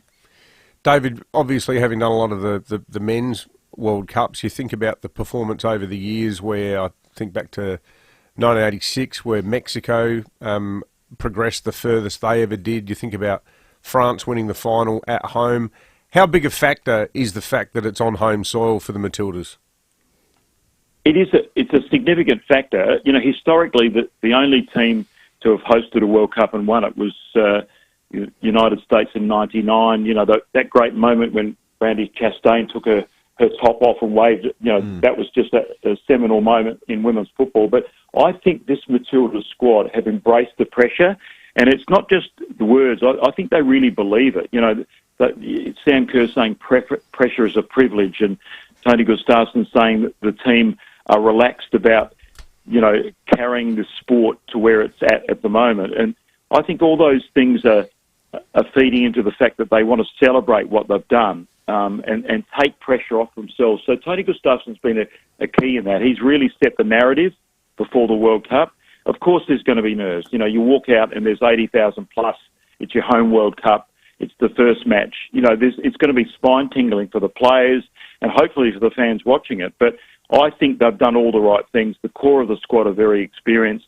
They've suffered heartbreak before and they've learnt from the heartbreak at previous World Cups, Asian Cups and Olympic tournaments. So I think all that feeds into, if they manage themselves the way they have been and they stick to their principles, I think they will be able to handle the occasion.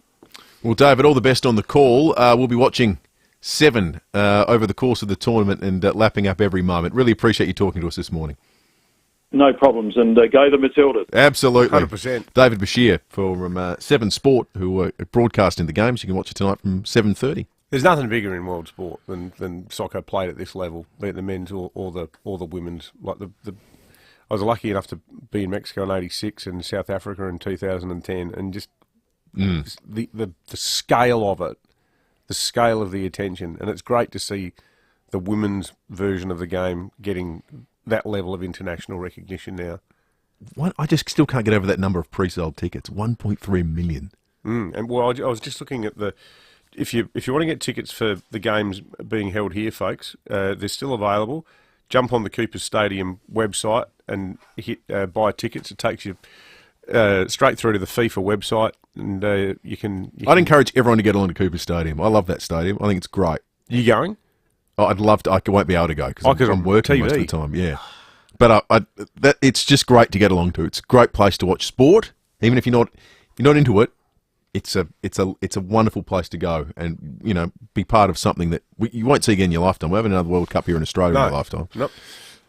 Lots of texts have come through during the program. We might revisit them shortly. The Duttons text line, thanks to the Volkswagen Tiguan Allspace, the 7-seater that's perfect for weekends away, camping trips, and the crazy Saturday sports rush. But first, we'll check traffic. David Kosh is coming up next. At Myrtle Bank, car broken down on Cross Road near the Glen Osmond Road intersection, causing delays.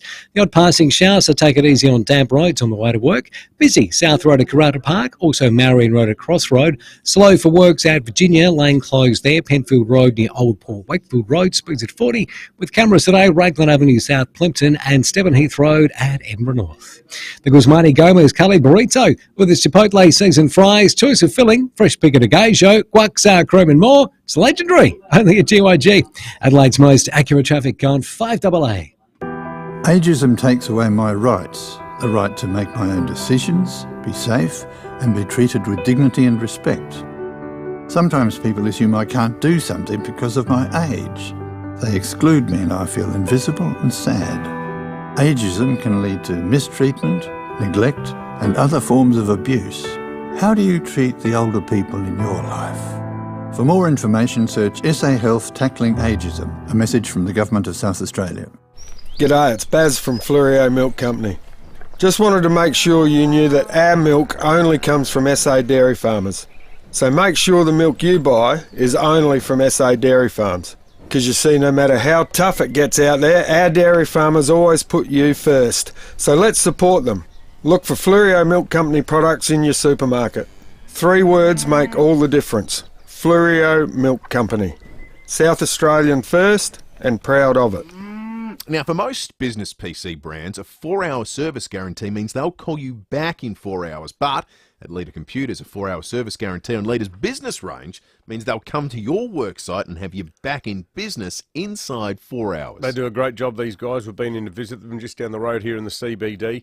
Leader Computers, made here in Adelaide with better service, better support and speedy turnaround times. Grow your business and get behind a Leader. Find your local dealer at leadersystems.com.au. When you buy a Leader computer, you're buying a computer made in Adelaide. You're dealing with people that live in Adelaide. And when it comes to servicing or support, well, it all happens here in Adelaide. Not overseas, not interstate. And look, Leader Computers, they don't have to send anything off for repair. They take care of everything here. Check out their website, leadercomputers.com.au. For nearly 40 years, no one has done certified used cars quite like Steinborner Automotive, with dedicated yards including SA's best range of commercials loaded and ready to go, including SA's only dedicated small car and SUV centre, and SA's only large SUV and 4x4 centre suited for any lifestyle. Steinborner still also has the best range of Commodores, from ZBs to the collectibles. View all late model used vehicles at steinborner.com.au. Steinborner Automotive. It's well worth the trip.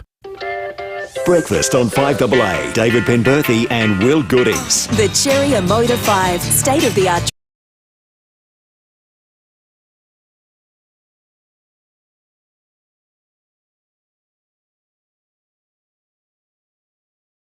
First, chairman of the Port Adelaide Football Club and 5AA Breakfast long-time regular, David Kosh. Good morning to you, Koshy.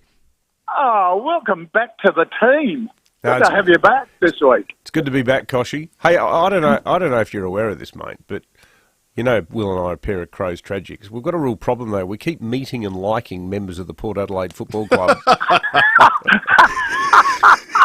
So this has been part of my cunning plan. I know. Ever since I started joining you two, just to change your view. Yeah, well, we've had Ollie Wines through here. We've had Hamish Hartlett through here. We've become great mates with Orazio Fantasia, so much so that he even brings us his nonna's pasta al forno. And yesterday we met Charlie Dixon, who's now, geez, it was meant to be Crow AA. He's got his own show. I know. How good is that? Charlie is a lovable giant. Lovable when you're on this side of the white line. Not during showdowns, he's not. No. He completely changes when he crosses that white line. But I don't know anyone who knows more about cars than Charlie does. It's his passion, and I love it because professional footballers, it can play with your mind. It can be all-consuming, and his love of cars. And when we'll organise him to take all three of us through his workshop when I'm next over, because the passion is just incredible. He knows everything about cars. Went well last night, his first show. Yeah, absolutely. People loved it. No, it was really good. No, it's really good. Great opportunity for him too. Hey, wearing your former hat as a TV broadcaster and knowing that Seven has done a great job over the years broadcasting a lot of major sporting events, but also your sports hat as PAFC chairman, Koshy. Have you ever seen a bigger left field bizarro move than Andrews tearing up the Commonwealth Games contract?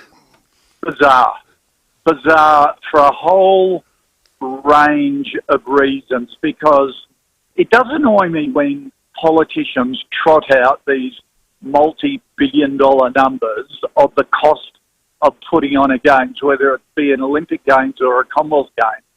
What they fail to explain is a lot of that money goes to infrastructure which lasts a lifetime. That is not just for the 2 weeks of the Games period, but benefits the community for the next 50 years or 60 years.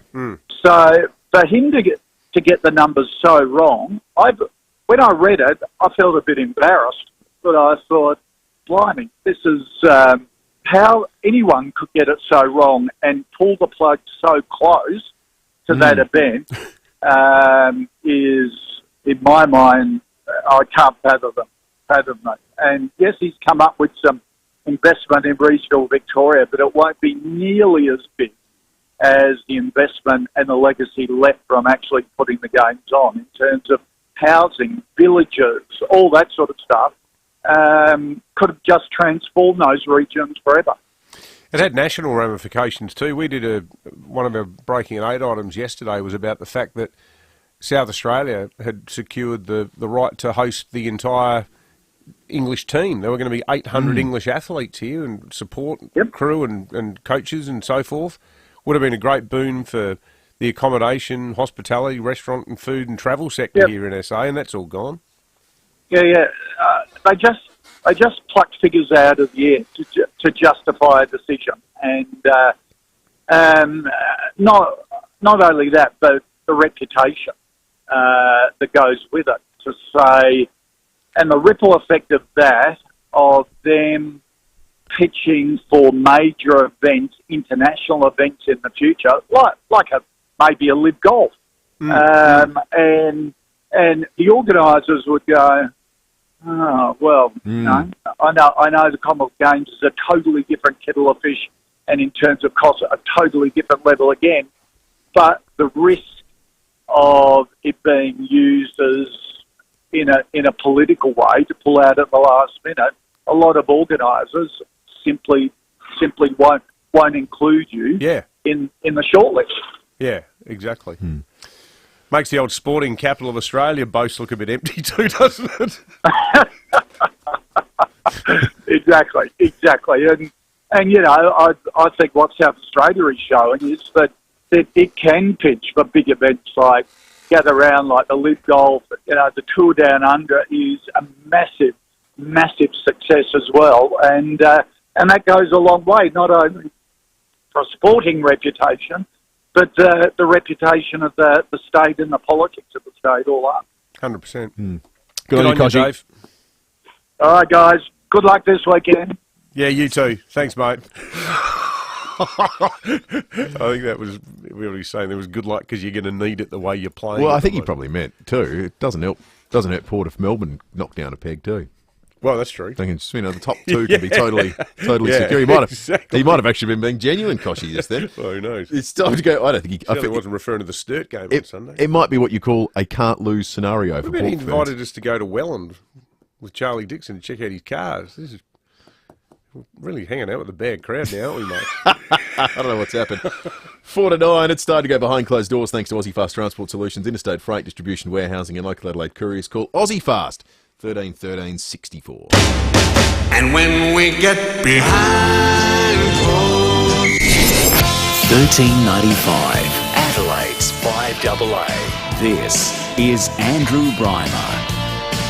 Yes, welcome back to the program with me, Andrew Reimer, on Interactive 5AA, 30.5 on your AM dial.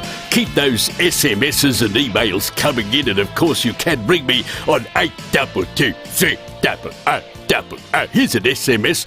Hi Andrew, great show as usual, you're great. Thank you for that SMS. Keep those SMSs coming in, won't you, and be interactive. Hi, Andrew. Love listening to you. Great show. I'm sure your armpits smell like lavender. Thank you for that as well. An email here from Mark who says, hi, Andrew. Great show. Love listening to you, and I love you more than my wife. Thank you for that. He goes on to say, I think calling English people POMs has to stop. The same with WOG. Both terms are racist and offensive, and it's time we've moved on.